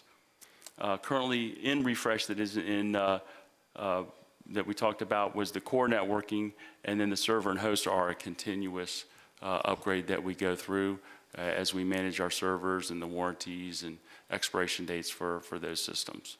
So, next slide. So this gets into our enterprise applications, what we call PRISM, or our financial management, HR management system. This was put in 2006. So this was before any of us had smartphones. And the system, we've done a technical refresh of it, but the technical refresh didn't really change the look and feel of it. So we have that $300,000 component in the CIP to do an analysis on that we will begin to see what we're going to do with PRISM and what that CIP process needs to look at moving forward. We are currently doing the revenue assessment and collection system, or what we call ACE, and the citizen portal, CAP, citizen payment portal, and then the county website refresh, which is looking at the requirements and the content analysis for our county website. Currently in refreshment, these are things that are more continuous. We keep those updated. The electronic records management system and our real estate assessment systems. The real estate assessment system is the custom code that we've developed that integrates with our ProVal system. So we have to keep that up to date, and we do that in-house. Next slide. So key budget considerations. We've talked a little bit about this in our previous budget meeting about the industry, how it goes to a subscription model, where today we're talking about capital expense. The things that we do today in capital are going to change over time to operating, and that's the way the industry's going. An example of this is our Office 365 component. You all use Office 365 daily. It's your Outlook, it's your Word, it's Excel. We used to buy those per seat with the PC. We don't do that anymore, right? We buy per month, per user, and that's part of our enterprise agreement. And the value of that is those programs are always up to date. We know how to budget for them, but they go into our operating budget. So that is something we've worked with DMF over the years to come off of our capital side and go onto the operating side. And that's a trend that we're going to see increasing as we move forward. And with that subscription model is the idea that we will be changing our infrastructure more frequently, so that you see the word down there, continuous next. That's kind of the industry term that's out there. It's pretty new, that we're becoming under continuous change, continuous privacy, continuous security, continuous backups of your data. We're getting to the point where everything is happening in real time. If I asked you to pull out your cell phones and let me see if there's all of your applications, I'm sure, are up to date, all your iOS or Androids are up to date, you probably have something on there that needs to be updated. And that's almost a continuous daily process. And we see that continuing for our systems as we move forward. So that concludes the presentation. Any questions? Thank you, Mr. Bayless. Ms. Garvey. Yeah, I assume from all this, from what I've heard, and I think you sort of said that we're gonna stop doing desktops so much, right? And I can tell you right now, I don't need a new desktop. I don't use my desktop. I don't I see want you're a using desktop. an iPad. Yeah, and I have an iMac, and I have 2 phones, and it's just, so that seems to make more sense to me, and it always, I think we can't move fast enough to just some of those really static things that they're just kind of clunky, and other people may use them but I don't find that I use them, so. Anyway, thank you. Yes, if you want to take my desktop, you can. That's what I'm saying. We'll get that right now. We have some guys, they're watching, they're streaming guys. Come get her equipment right now. Thank you. So, See, now we don't need that half penny on the tax yeah, rate. that's another. Good. Budget problem solved. Any other questions for Mr. Bayless? All right, thank you very much. Thank you.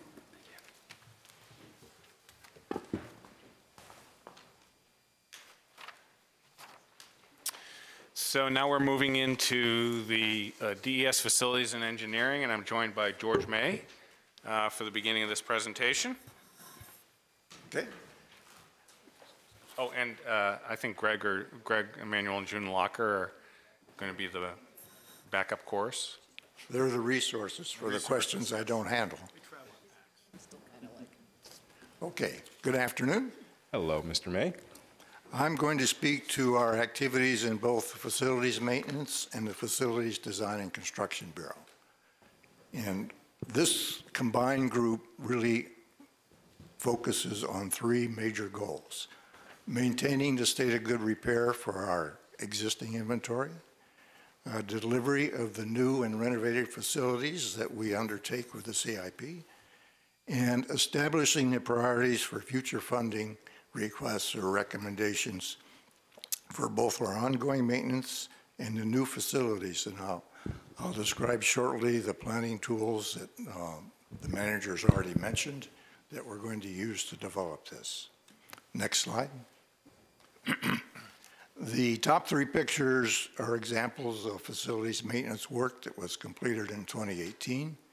The chiller replacement in the Courts Police Building and the uninterruptible power supply in the network building in this room are examples of replacements of equipment that has reached the end of its useful life. The bottom row shows some of the work we've accomplished in the facilities design and construction area. We opened with the assistance of the developer, the new Fire Station 10. It's in place while the old facility is being replaced. We upgraded the Central Library conference rooms on the first floor and increased the reading areas on the first floor this in 2018. In early 2019, we completed the second floor, the second phase of the renovation, that provided more public access to the PCs and created the Maker Lab. And both these sets of changes are a reflection of the changing expectations and evolving user needs for library services. We also renovated the concrete decks in the Ballston Garage and did a thorough repainting as part of the Boston Quarter project. Next slide. As the manager mentioned, we have 82 facilities across 9 operating areas within the county. The 2.2 million square feet are divided and the percentages shown for each. And the red text indicates the 23 facilities that operate 24/7, which is about 30% of all of our facilities. And these serve public safety, the utility services monitoring, our active fire stations, and the DH House housing services. We are now having 9 operating fire stations. As Chief Politz mentioned on Tuesday, Fire Station 7 is currently out of service while we're evaluating the engineer's estimates and descriptions to determine our next steps with that station. Next slide. This slide shows how we address our ongoing challenges in maintaining our aging operating assets and maintaining a state of good repair. The fiscal 20 proposal of $7.725 million aids in reducing our maintenance backlog, and our proposed fiscal 20 funds allocation, I'll show on a later slide, indicates how we plan to apply this to funding our most critical needs. Our fund allocation also shows the continuing focus on core infrastructure, HVAC, building envelopes, and life safety. But one of the issues we face in maintaining building control and life safety systems is the technology is changing frequently. And oftentimes over a 5 to 10 year period, when we're seeking replacement parts or maintenance, those systems are no longer supported by the original vendors. We also limit our investment in facilities that are ending their end of useful life or plan for replacement. In this case, we only do the essential maintenance to keep the facilities in service. Example of replacing localized roof leaks rather than replacing the whole roof. The next slide lists the facilities projects in the current CIP that we will deliver over the next 4 years. A couple of special points. At the end of the lease back with Virginia Hospital at the Carlin Springs site in early 2020, we plan to remove the existing 163,000 square foot hospital building, so we're not maintaining an unused facility. 1425 Quincy, or Buck 1 as a lot of folks call it, will be partially renovated to house the police emergency response vehicles that are now located in a building that will be removed for Jeannie Dean Park Phase 1 construction. And as this is a limited renovation for a specific short-term purpose, we will be minimizing our costs on this project. Fire stations 8 and 10, the Lubber Run Community Center, and 1212 Irving Street are all replacements of aged facilities that were all undersized for the current program needs. And if you see at the bottom of the slide, the net increase in square foot of our facilities by 2023 will be about 50,000 square feet, increase our inventory by about 2.5%. Next slide. This slide addresses how we will leverage the listed ongoing studies, the courts police arrangement, trade center optimization, 26 and Old Dominion, and the Buck Phase 3 studies to help inform our future CIP recommendations and establish long-term needs. The in-progress facilities condition assessment for our portion of the county inventory will be completed later this summer, and it evaluates the needs for our current assets to meet their current applications. We also regularly assess county operating departments to learn their evolving operational needs and the changes in service delivery models to help us develop longer-term facilities needs. The results of all these studies will be maintained in FD&C to inform incremental facility decisions. And our ongoing planning will seek also appropriate opportunities for co-location with APS, including the Buck and Carlin Springs sites. Next slide. The maintenance capital allocation that I mentioned earlier is shown on this slide. And as described earlier, most of the funds are going to be used for replacing HVAC systems and their mechanical components. 70% of our fiscal 20 costs will be used to replace the boilers in both the detention center and the courts police building that supply both heating and domestic hot water. The energy management funding listed towards the bottom of the page will be used to install higher efficiency LED lights in Court Square West, Courts Police Building, and other smaller facilities, all of which will reduce our electricity uses. The next slide. The FD&C fiscal 20 program totals $38 million, and this reflects the ramp up of Lubber Run Community Center construction, starting design and pre-construction services for Fire Station 8, and the planning and design for the DHS group home at 1212 South Irving. The $1.5 million for the Joint County Schools project is a county contribution to the parking structure serving the Fleet Elementary and TJ Middle Schools. The results from the facility condition assessment, then the Courts Police Phase 2 study, both scheduled to be completed this fall, could be used to inform how we would recommend applying the $3.88 million for the courthouse complex. Next slide.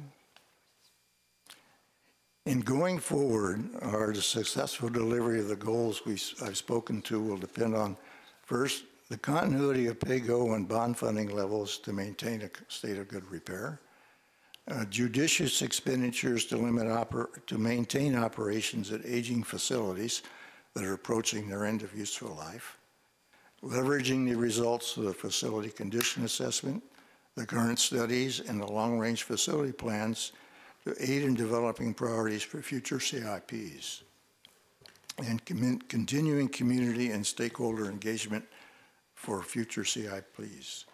And we will be staying grounded in our core commitment to maintain and deliver facilities within our budget and schedules that meet community and user expectations. I'm ready for any questions you may have. Thank you, Mr. May. Anyone, colleagues? Mr. Gutschall. Well, probably no surprise to the manager, but the asset planning, facilities design, and construction information certainly catches my fancy, and very glad to see it here. And what I wanted to understand was for the, you mentioned, this is going back on slide 5, you mentioned facility condition assessments as well as longer-term facilities needs plan. And I think what I've been able to garner is that what we have is $500K worth of GO bonds to use towards studying, towards a facility study. But what other, is that for both of those things, the condition assessment as well as the longer-term facility needs plan? Or the condition assessment was funded separately. What was the value, Jim? It was a separate funding source. Do you happen to know what source, so I can find the right page? I think it was a prior year. I think we funded it, I believe, if I'm right. We'll need to get that back to you, but I think it might have been 19 and not 20, and I believe it was PAYG. That's a better way for me to ask the question, is if you could just let me know what the funding sources that are behind that long-term planning, that would be helpful.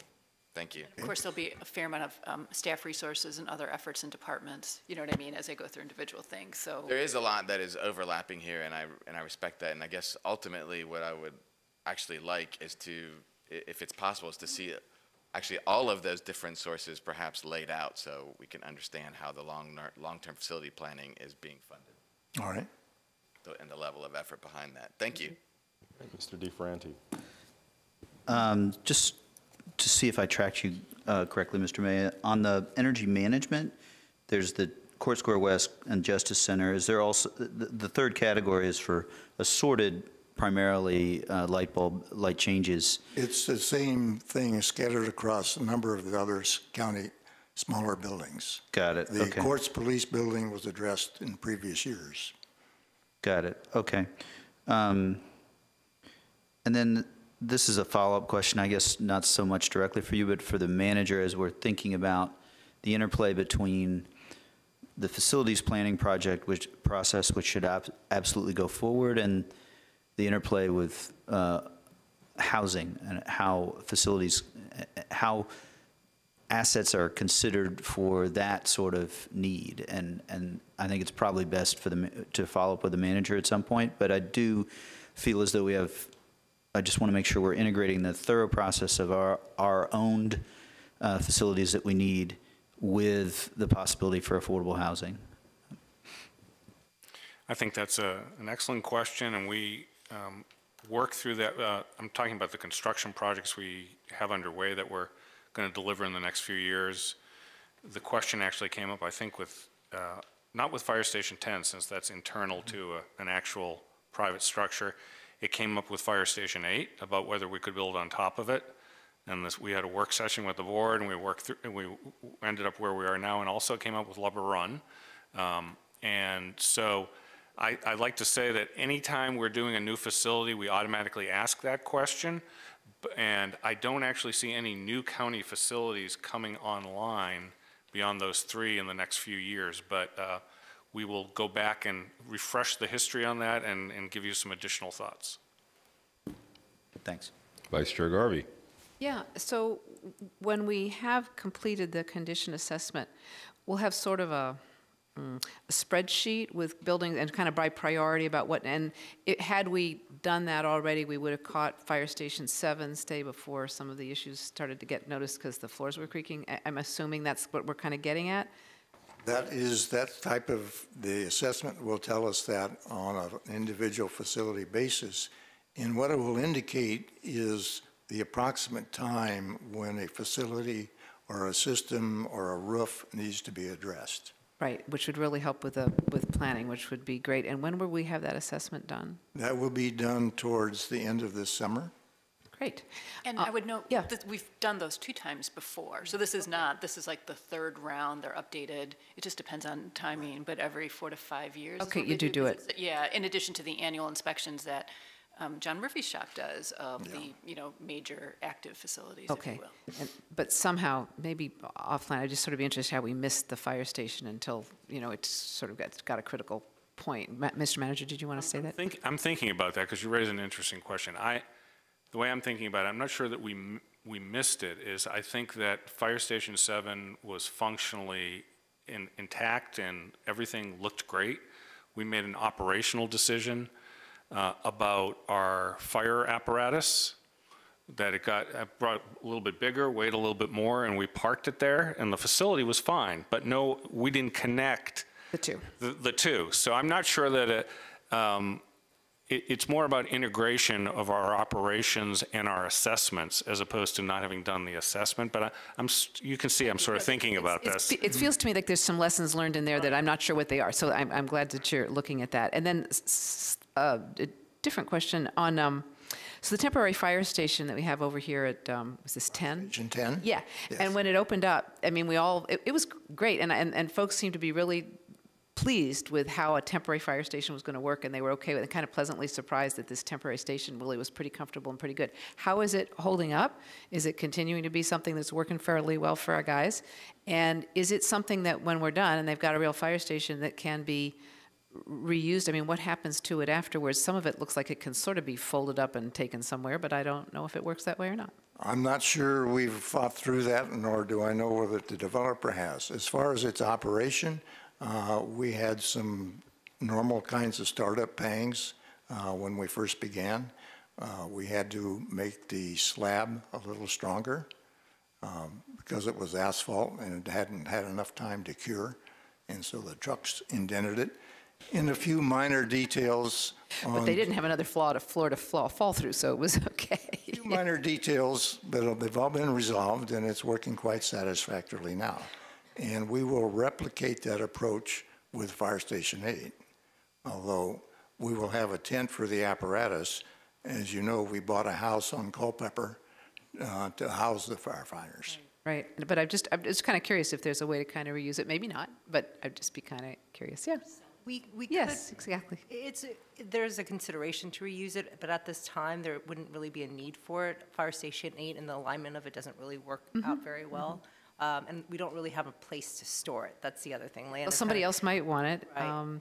You know, and we're planning to do some things on the Carlin Springs property with vehicle. Anyway, it's just I kind of had brainstorming. This is not the place to do I had the that. exact same conversation with Victor Tolkien, who's the head of Penzance, when the temporary station opened up. My remark was to the firefighters and Captain Ortiz, I don't know if he's still in charge of that station, this is beautiful. I mean, you could be here for 20 years. Yeah. And I said, so it's a shame that this is temporary. And Victor piped in and he said, well, you know, we're happy to take it and move it to Clarendon if you'd like, if you help us put together, the whole conversation got a lot bigger than that, but so we've thought about it, and I think that there could be a way to do it, but as June said, really isn't going to be a need for us in the next 5 years. Okay, all right, well, it's just A interesting. business Thank you. opportunity for municipal eBay. We can sell it somewhere. Let's do it. Thank you. All right, any other questions for Mr. May? Okay, thank you, George, and June, and Greg.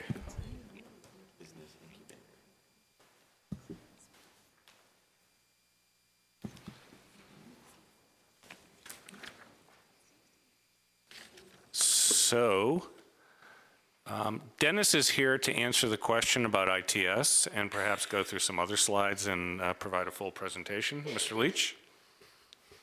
Good afternoon, members of the board. Dennis Leach, Deputy Director of Transportation and Development and DES.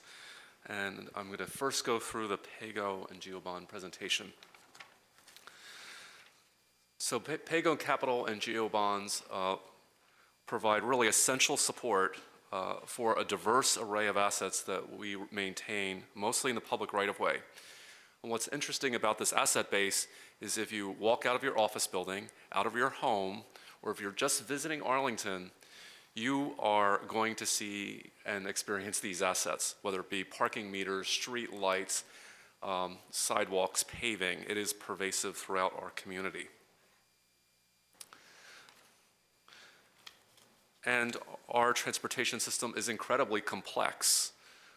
It ranges from over 1,000 lane miles of county-maintained roads to our various assets, such as buses, bus stops, multimodal centers, various bridges, a capital bike share system, all of the technology that we've invested in signals and other ITS devices, and the list goes on. And we have, over the last couple of years, really invested in trying to capture all of these assets and begin to track them. So they're all geolocated. We are mapping their condition and really looking at their useful life. So this is just an example of that inventory of assets. Our parking meters, which show that we are tracking some meters that are beginning to go beyond their useful life. And that one has a direct impact on revenue.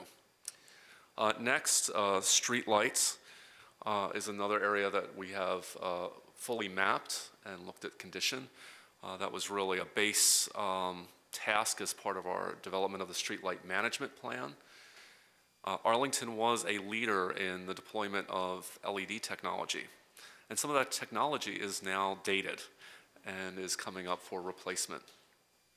Our investments here fall into two categories: regular maintenance, replacing luminaires, switching out high-pressure sodium for LED, but then we also have more intensive capital maintenance of the infrastructure that provides the power for those streetlights.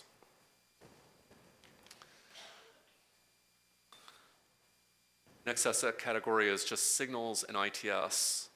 On average, our signals standard lifespan is 25 to 30 years. We're more like 30 to 35, but we do have an ongoing program to rebuild, replace our signals. And again, in this region, we were a technology leader in deploying ITS assets. Think CCTV cameras, automated count stations, sensors, Many of these devices were, again,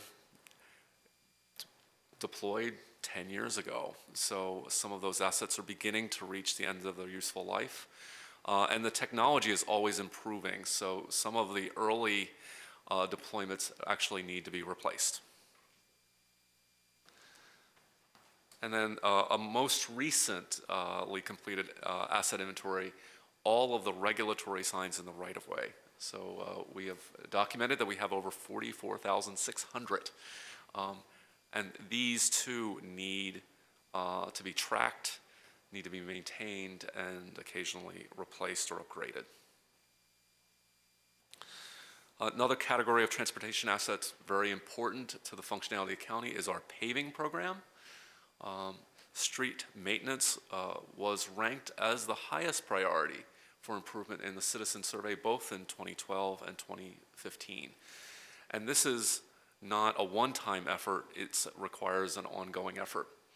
And you can see through ongoing investment, an improvement in our pavement condition from 68.9 in 2015, and we are currently at around 75. 75 basically means you're achieving a state of good repair. We face variability in the cost of asphalt. We face variability year to year in the cost of labor. So ongoing investment is required. Another very important category of investment is in our bridges. We have 24 vehicular bridges and 11 bridges that Arlington is responsible for. Those bridges are subject to inspections every 2 years with a standard rating condition from good to poor. The average rating is quite good. Our average bridge age is 48 years, and with proper maintenance, bridges should last a long time. And the PAYG and GEO bond funds really allow us to maintain those bridges in a state of good repair. However, we do have 3 rather unique bridges in Arlington that were all built in the 1950s.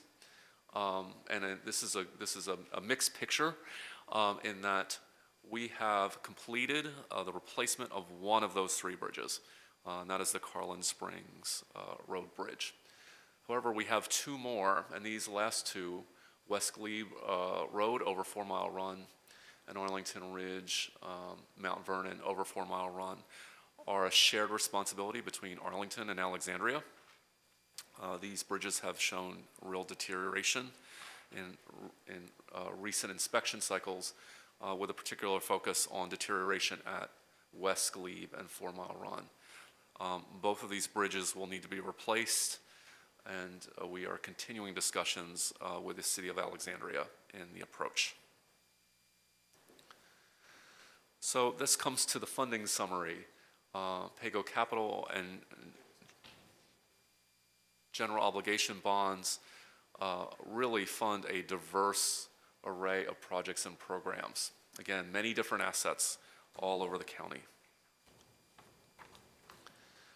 And you see some of the very large items. Bridge maintenance or bridge repair and replacement is a large item in this budget cycle, and paving is another very large recurring item. You can see at 11.227 million.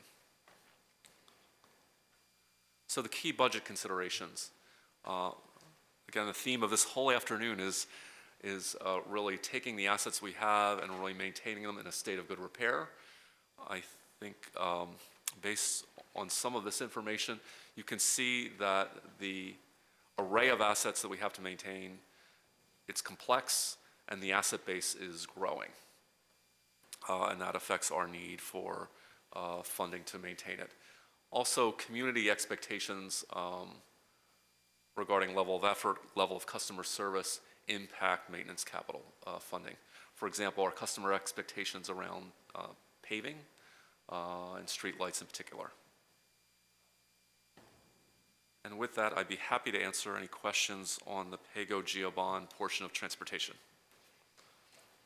Thank you, Mr. Leach. Ms. Garvey, you want to start us off? So I'm interested in these three unique bridges, one of which we've taken care of, two of which are still out there and unique.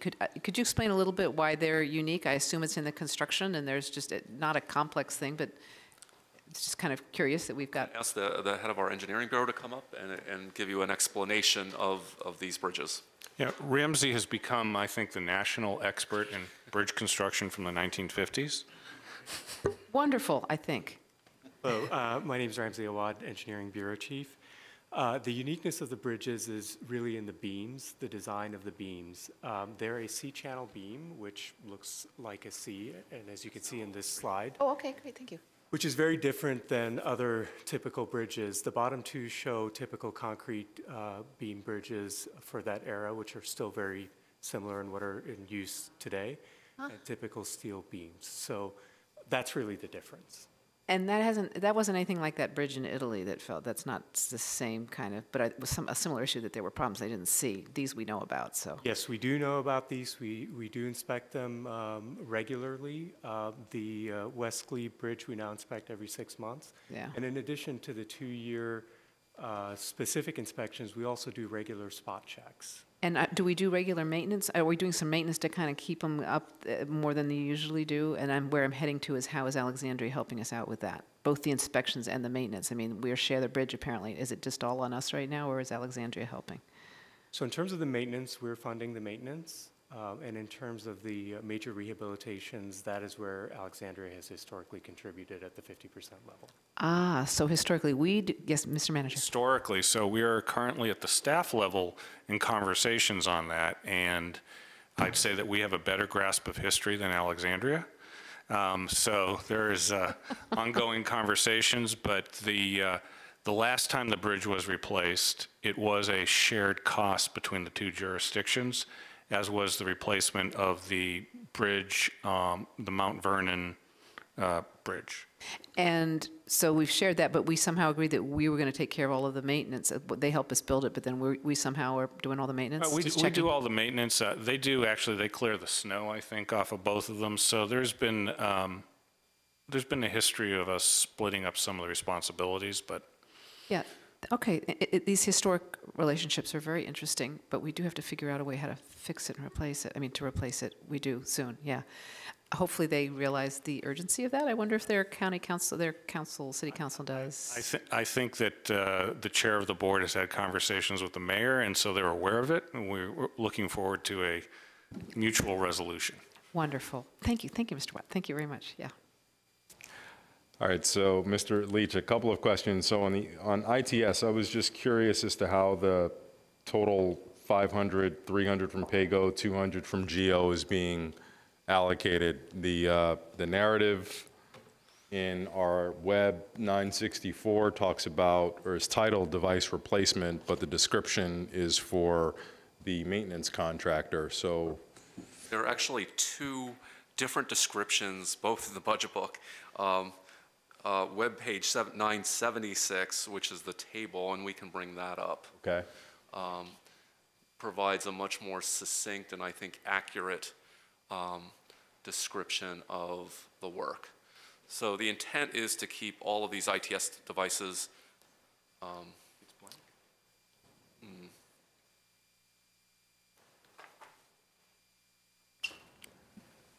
Okay, I will just talk to it then.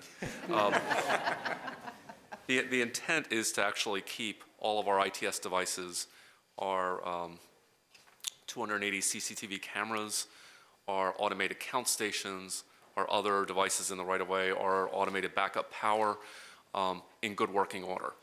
The majority of the funds are actually for capital assets, but because we are using a fairly advanced technology, we may not always have the expertise for troubleshooting what's wrong or what might be an upgrade that actually will make these assets perform better. So it's a blend. I would say the majority of the funds are intended for actual asset replacement or upgrades, but some level of technical contract support is required. Okay. Thank you for that. And then the next question concerns sidewalks. So we have 27,000 that we're going to spend on dealing with any sidewalk issues in our county. Is this a proper way to deal with it, to read it? Yeah, let me just find it.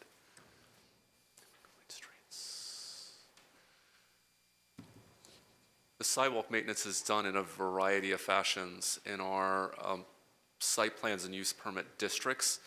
The sidewalk maintenance and repair is actually done by the adjacent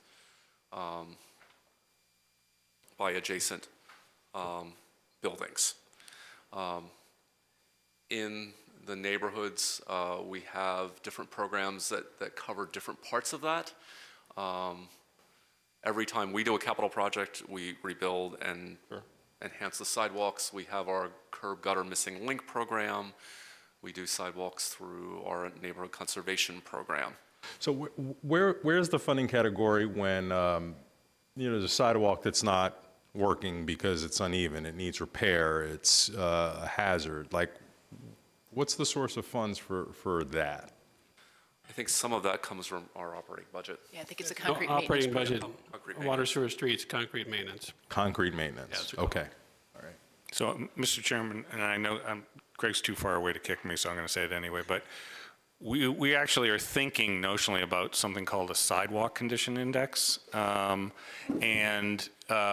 have, the last time, and I think it was about 10 years ago, when we did not have enough money, we actually invested nothing in the neighborhood conservation program. The NCAC went back and helped us with a sidewalk inventory, but you can see we have lots of things mapped out in the locations. We need to sort of finish that up, and I would like to, at some point, and Greg, you can feel free, or Mike or whoever, to add on this, like to be able to let you know, because I think there are certain places in the county that have, I'm not talking about where we don't have sidewalks and we should have sidewalks. I don't want to have that conversation here. Condition of the sidewalks the conditions of the sidewalks we have. And so we heard about the flaking of concrete on sidewalks in the urban corridors, but there are a lot of sidewalks in the neighborhoods that I think we need to look at, and I want to make sure that we're aware of the problems, because I don't think we are as aware as we should be on that. Yeah, I would really encourage that. You know, when you sort of have the experience that of sort of seeing a sidewalk through the standpoint of someone who's mobility impaired or sight impaired, you start to see a lot of issues that never crossed your mind before. So this is not an indictment of where we are, but just an encouragement that we maybe think about sidewalks in the same way that we do the street right-of-way, because potentially it affects many more people. Anyway, Ms. Cowan, I'm sorry, I cut you off. The only other thing I would mention is that we regularly are seeking state funds to actually deal with ADA improvements. So basic replacement of curb ramps, making our sidewalk network more accessible. Because of limitations in funding, it's mostly focused in our commercial districts. Yeah. Okay. All right. Anyone else? All right, Mr. Leach, actually, paving, sorry. One question about paving, sorry. You're so close, and then I pulled you back. I apologize. So how do we deal with the inevitable issues, you know, as we have roads that are infrastructure that is created underneath our roads, and I know that contractors and the people who are doing the work are responsible for returning the road back to its original condition. If that doesn't happen, or not its original condition, a usable condition, if that doesn't happen, do we have a fund, a way to sort of backfill it to make sure the road is at least passable? I will speak from our regulatory arm, which is our development services, would actually issues permits for work in the public right-of-way. And essentially, if you are relocating utilities, upgrading utilities as part of development, or if you're Dominion, Washington Gas, you are required to restore the right-of-way. And increasingly, we are pushing them to, if you cut part of a lane, you take a lane, and you need to restore that pavement. So that is the approach that we're taking. But also when I would say that there is coordination between development and water, sewer, streets. So if there is an area, I'll use Clarendon, for example, if we have capital projects or if we have development projects where the roads are going to be torn up. We will hold off remarking, we will hold off repaving and wait for that work to wrap up. And then that will be on, that influences the paving list for the following year. So right now I would say that Clarendon is kind of in rough shape around Clarendon Circle, but that whole area will be repaved. And we also try to urge our various utilities not to cut brand new pavement. So there's intensive coordination. There is a standing monthly utility meeting where there's a lot of information sharing. Clarendon is in rough shape, but invite you to the western end of Columbia Pike if you really want to experience rough shape, Mr. Leach, and that actually informs part of it. That work is ongoing. We know it's going to make for great improvements overall when it's done, but the sort of interim period, which is not so short, you don't necessarily get when a pavement is returned to travel lanes, that it's in decent shape. It's more like a pretty technical term, crappy patch job that doesn't really create for a good experience. So is there any way we get some standards so that while this is all going on in flux, the interim solutions are at least useful for people who drive on it? I can tell you that if we are doing, if Arlington or our contractors or a utility company is doing major work in the right-of-way in the winter months, you are not going to be dealing with hot patch. You're going to be dealing with cold patch, which just doesn't last. When we're into warmer months, and I think in April, you know, we're really starting to hit the paving season, patching or overlays can be done in a way that they'll actually hold up. Okay, thank you. So major utility work in the winter equals roads in rough shape. And I will acknowledge that when we do utility undergrounding, which is what's happening at the West End, it is extremely disruptive.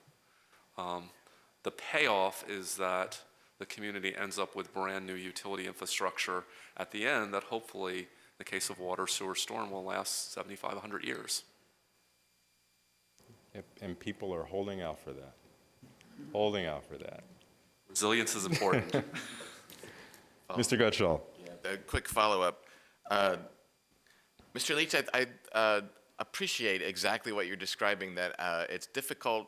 If we were to not do the coordination and hold off on the final repaving and the marking and all that, then of course we would hear from people, well, you just did that and now you're tearing it back up. And so I recognize that the incredible amount of coordination that you guys are doing is the right way to spend our money, that we're making sure that we don't have to tear something up that we've just done.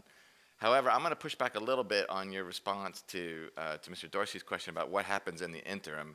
And the interim sometimes can be an extended period. It can be, I think, you know, Ballston is the other hot spot right now, right? Ballston has been torn up for 2 years now, and not for county work, but for the private development there. And we have a standard. There's the standard, and I get that when it's harder in the winter time. Sometimes, you know, folks, depending on the work that they're doing, they'll put down the steel plates, and I think those actually do better than a lot of times than the quick patch. Sometimes the patches that they do are okay for a few weeks, and then they soften, and with traffic, and then you start to get the real divots. Is there anything that we can do that in these hotspot interim conditions over the winter months or whatever, to follow back up and just, you know, a little more attention to, it's not going to be perfect, but when you get those divots, and of course we do eventually, because usually eventually someone hits it and calls and complains. So a little less of a complaint-based system and a little bit more of a proactive approach to how we manage these interim conditions in these super hotspots. Well, it really is it is a focus area for our construction managers, either our county staff or our contract staff, to stay on top of the contractors that are doing the work. to do the cold patches so that we don't have unsafe conditions in the right-of-way. In other phases of major road reconstruction, when it hits spring, we do look at more systematic repaving to improve travel conditions. And I think that is definitely kind of on our radar as we are entering into April for the west end of Columbia Pike. I won't belabor it any further other than to say that I think what I'm asking for is if a contractor is required to do a cold patch in October, maybe not waiting until May to come back, if they might need to redo the cold patch in January. And if that's not our current standard, think about, is there a way to just do more in that interim? Thank you. Thank you. Mr. DeFranti. And just, I'll also want to follow up on, as I've been down there, the painting of the line, there's a safety issue I'm wondering also about, that I think I mentioned about making sure that the lines and the markings for the pavement are there, and that would be a lost cause, I guess, but that's one concern that some folks have brought to me, and I'd love to follow up on that if I could. And we are actively following up on that now. Great. Mr. Schwartz, you look like you were interested in opining. No, I think you will hear more from me on this shortly. That's great. We look forward to that. All right. Thank you very much, Mr. Leach, Mr. Emanuel, Mr. Moon. Wonderful. Of course you do, and we're excited.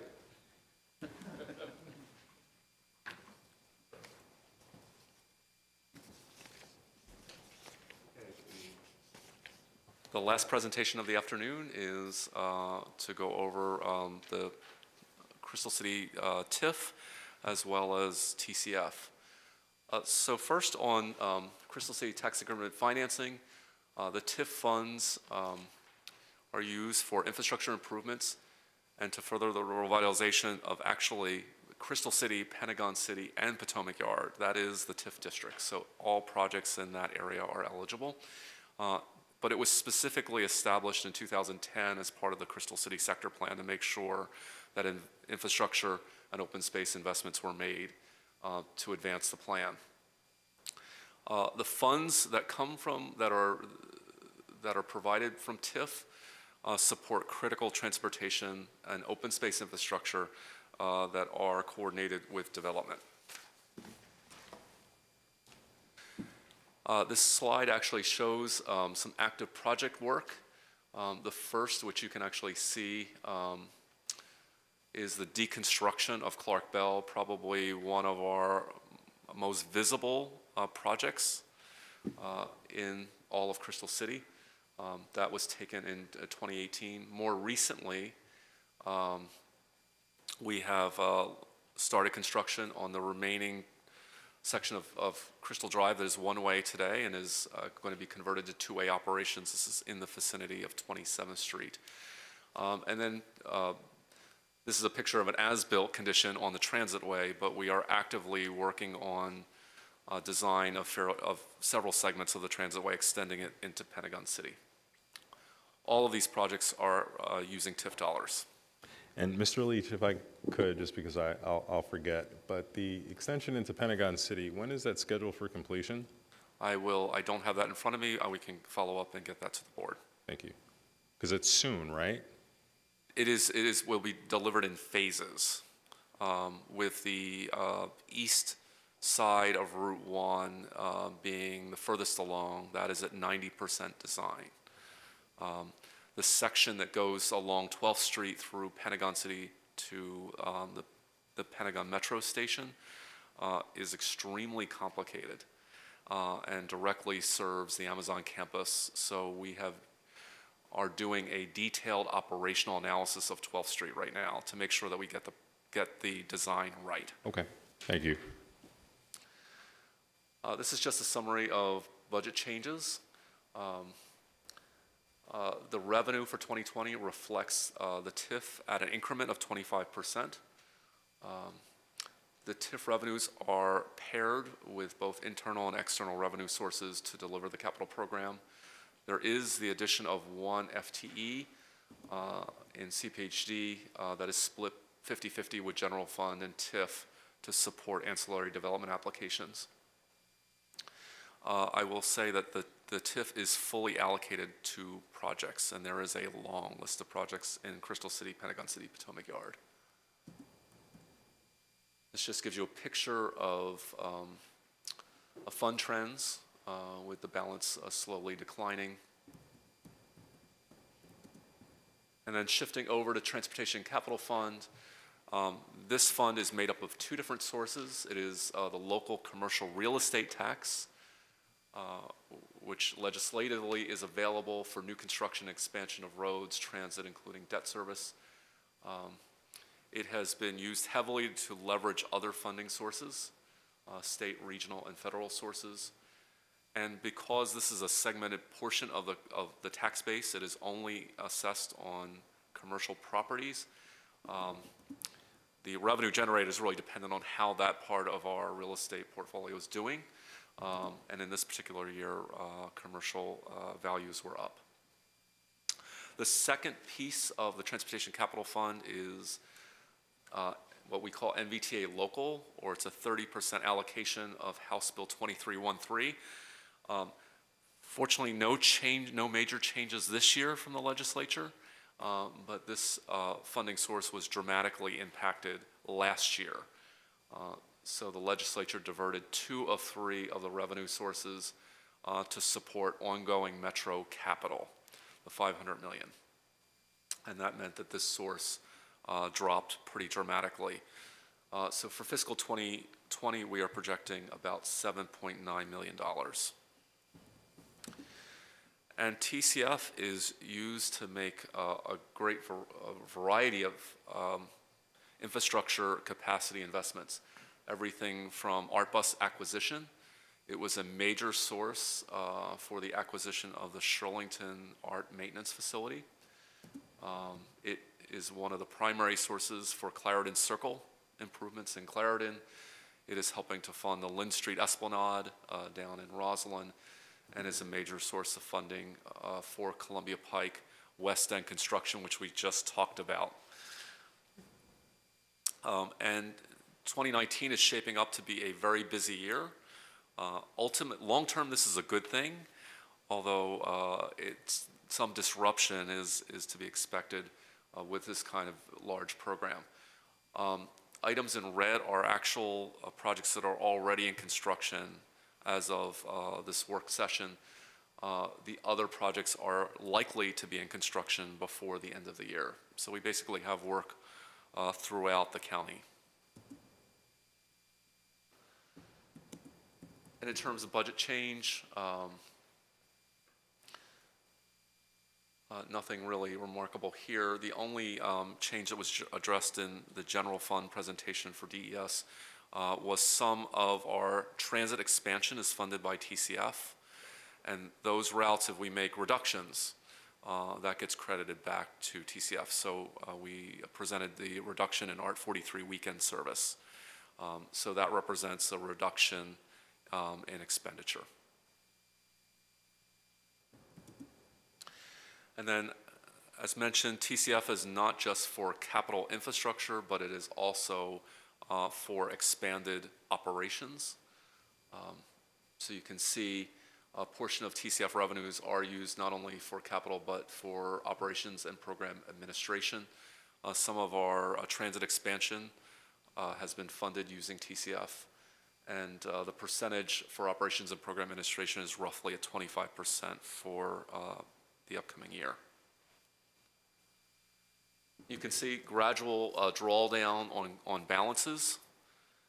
And again, our TCF is fully programmed to projects. And I would just mention on this slide that the drawdown is lumpy because it depends on when our projects shift from planning, design, into construction. And I'll give you a specific example. We are negotiating with the state, with VDOT, to transfer Boundary Channel Drive interchange. It's about a $20 million project that we anticipate will go design build.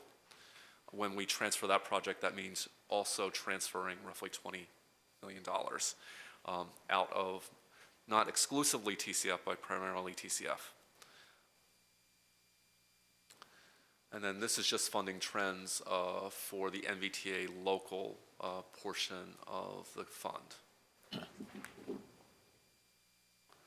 Key budget considerations.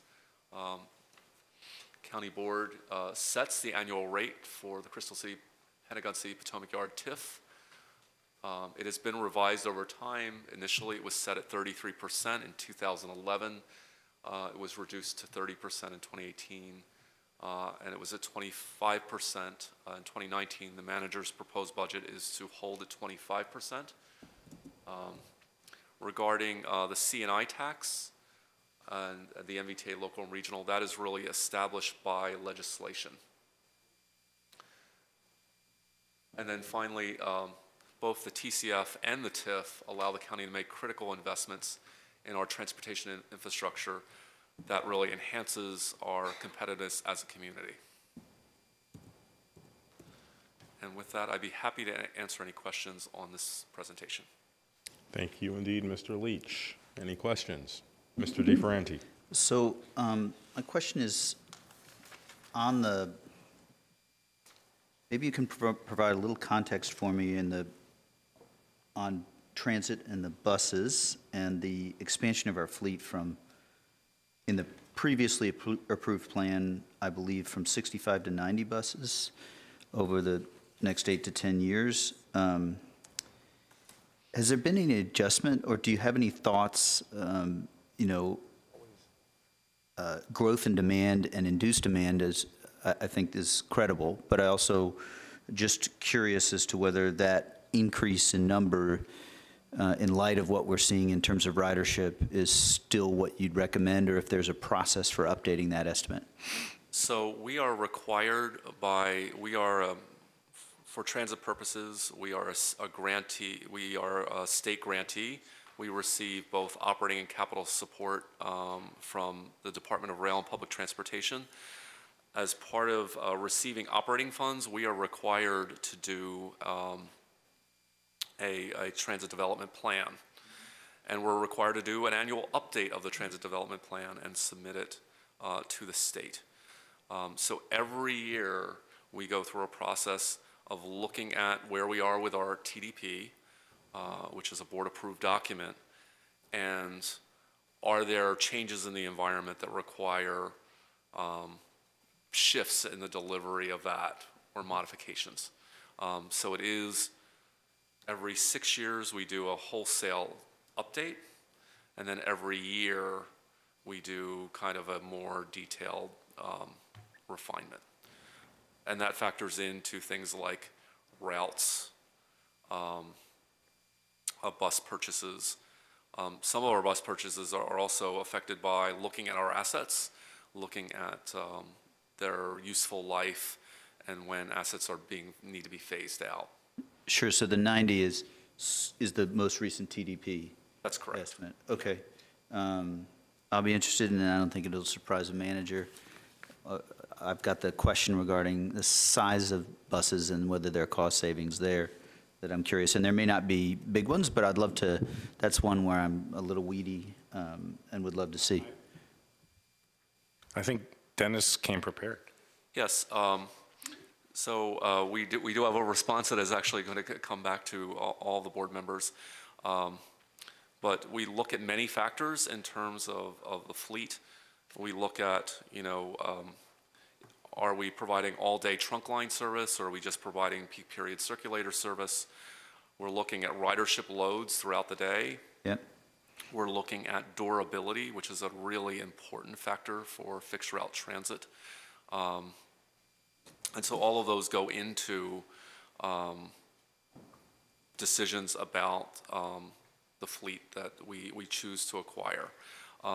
I would say we are making a shift to phasing out the use of light-duty vehicles and really using heavy-duty, durable transit vehicles just because of our experience with maintenance and the track record of keeping vehicles out on the street, keeping vehicles there in service that are reliable.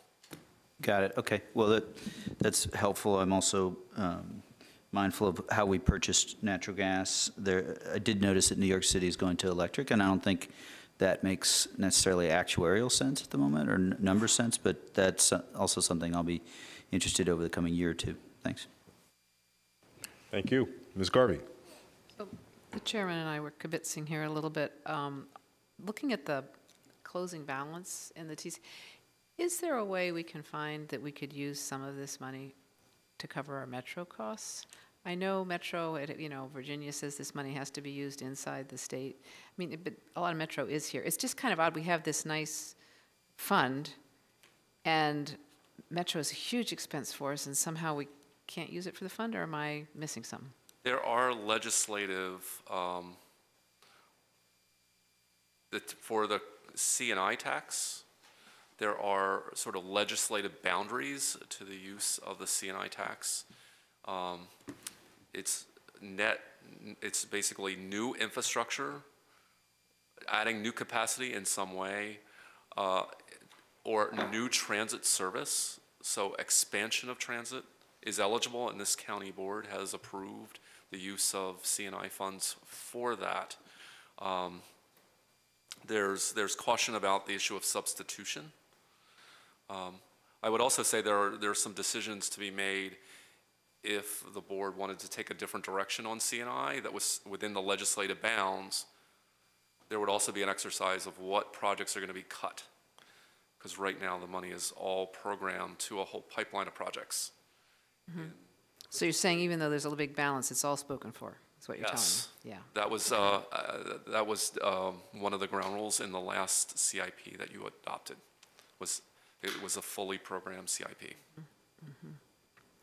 Okay, well, I don't know, moving forward at some point, it's a situation we may want to change. I mean, Metro feels like our hands are so tied.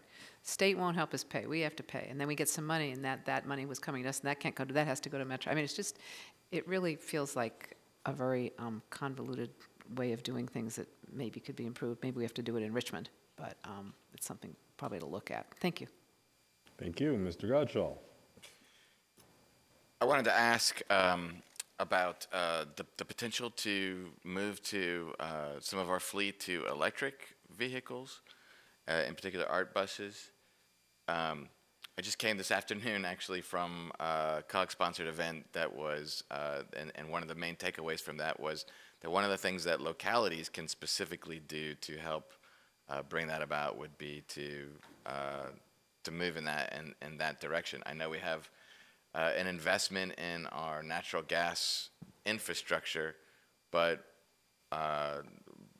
just wanted to know whether or not there was any opportunity to look at transitioning that to electric.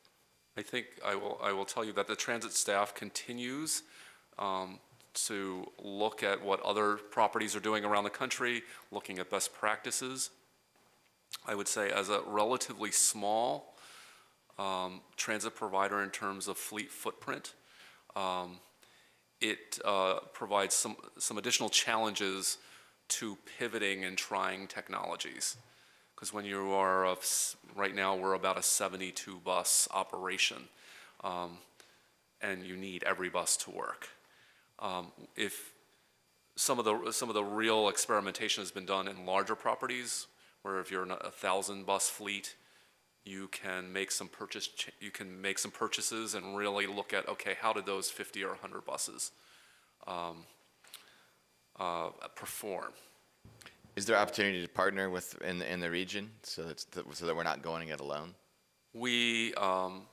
ART is an extremely small operation from the bus procurement standpoint, so we are always piggybacking on using other agency contracts. For example, most recently, we're riding the Metro contract and purchasing buses off of that contract and then tailoring them for ART use. Is Metro considering? Metro does have some electric buses. Yes. Okay. I would continue to encourage that we keep looking that way. I think that we were a mover, if you will, in terms of being a small system or not. We moved towards the clean natural gas, which was a good thing, and I know we invested in some infrastructure. It's my view that that was the right thing to do then, but that's not a it's not a reason not to continue to be innovative and recognize. And I will say this staff reflects that in our planning for our new Shirlington maintenance facility. We are having discussions with our contractor about making it all electric ready. Yeah. So we do not foreclose that opportunity to make the shift in the future. That's comforting to hear. Thank you. And I will just say, Mr. Gutschall, I've been a big booster, probably a pain in Mr. Leach's something in the past, talking about electric conversions as well. And while I haven't changed from that endpoint, there's a level of complexity in getting there. Even WMATA, which has some electric vehicles in the fleet, has found that they're not incredibly reliable, not because there's anything wrong with the fleet, but because they don't have the infrastructure to support the necessary ongoing maintenance that makes their compressed natural gas buses, for example, much more reliable. So until we can get to scale, and WMATA is not even yet at scale, in order to deploy these and maintain these the way that we do the rest of the fleet, we're probably not quite ready yet. But the question becomes for us, how do we accelerate getting there so that we're not 10 years behind when the time is right? But I will just share with the board another discussion that we've had within DES is we have a water pollution control plant with its planned upgrades, which will be a producer of natural gas as a byproduct across the street from our fueling facility and WMATA's. So in terms of sustainability, that is another possible direction that improves the sustainability of our operation. Ms. Garvey.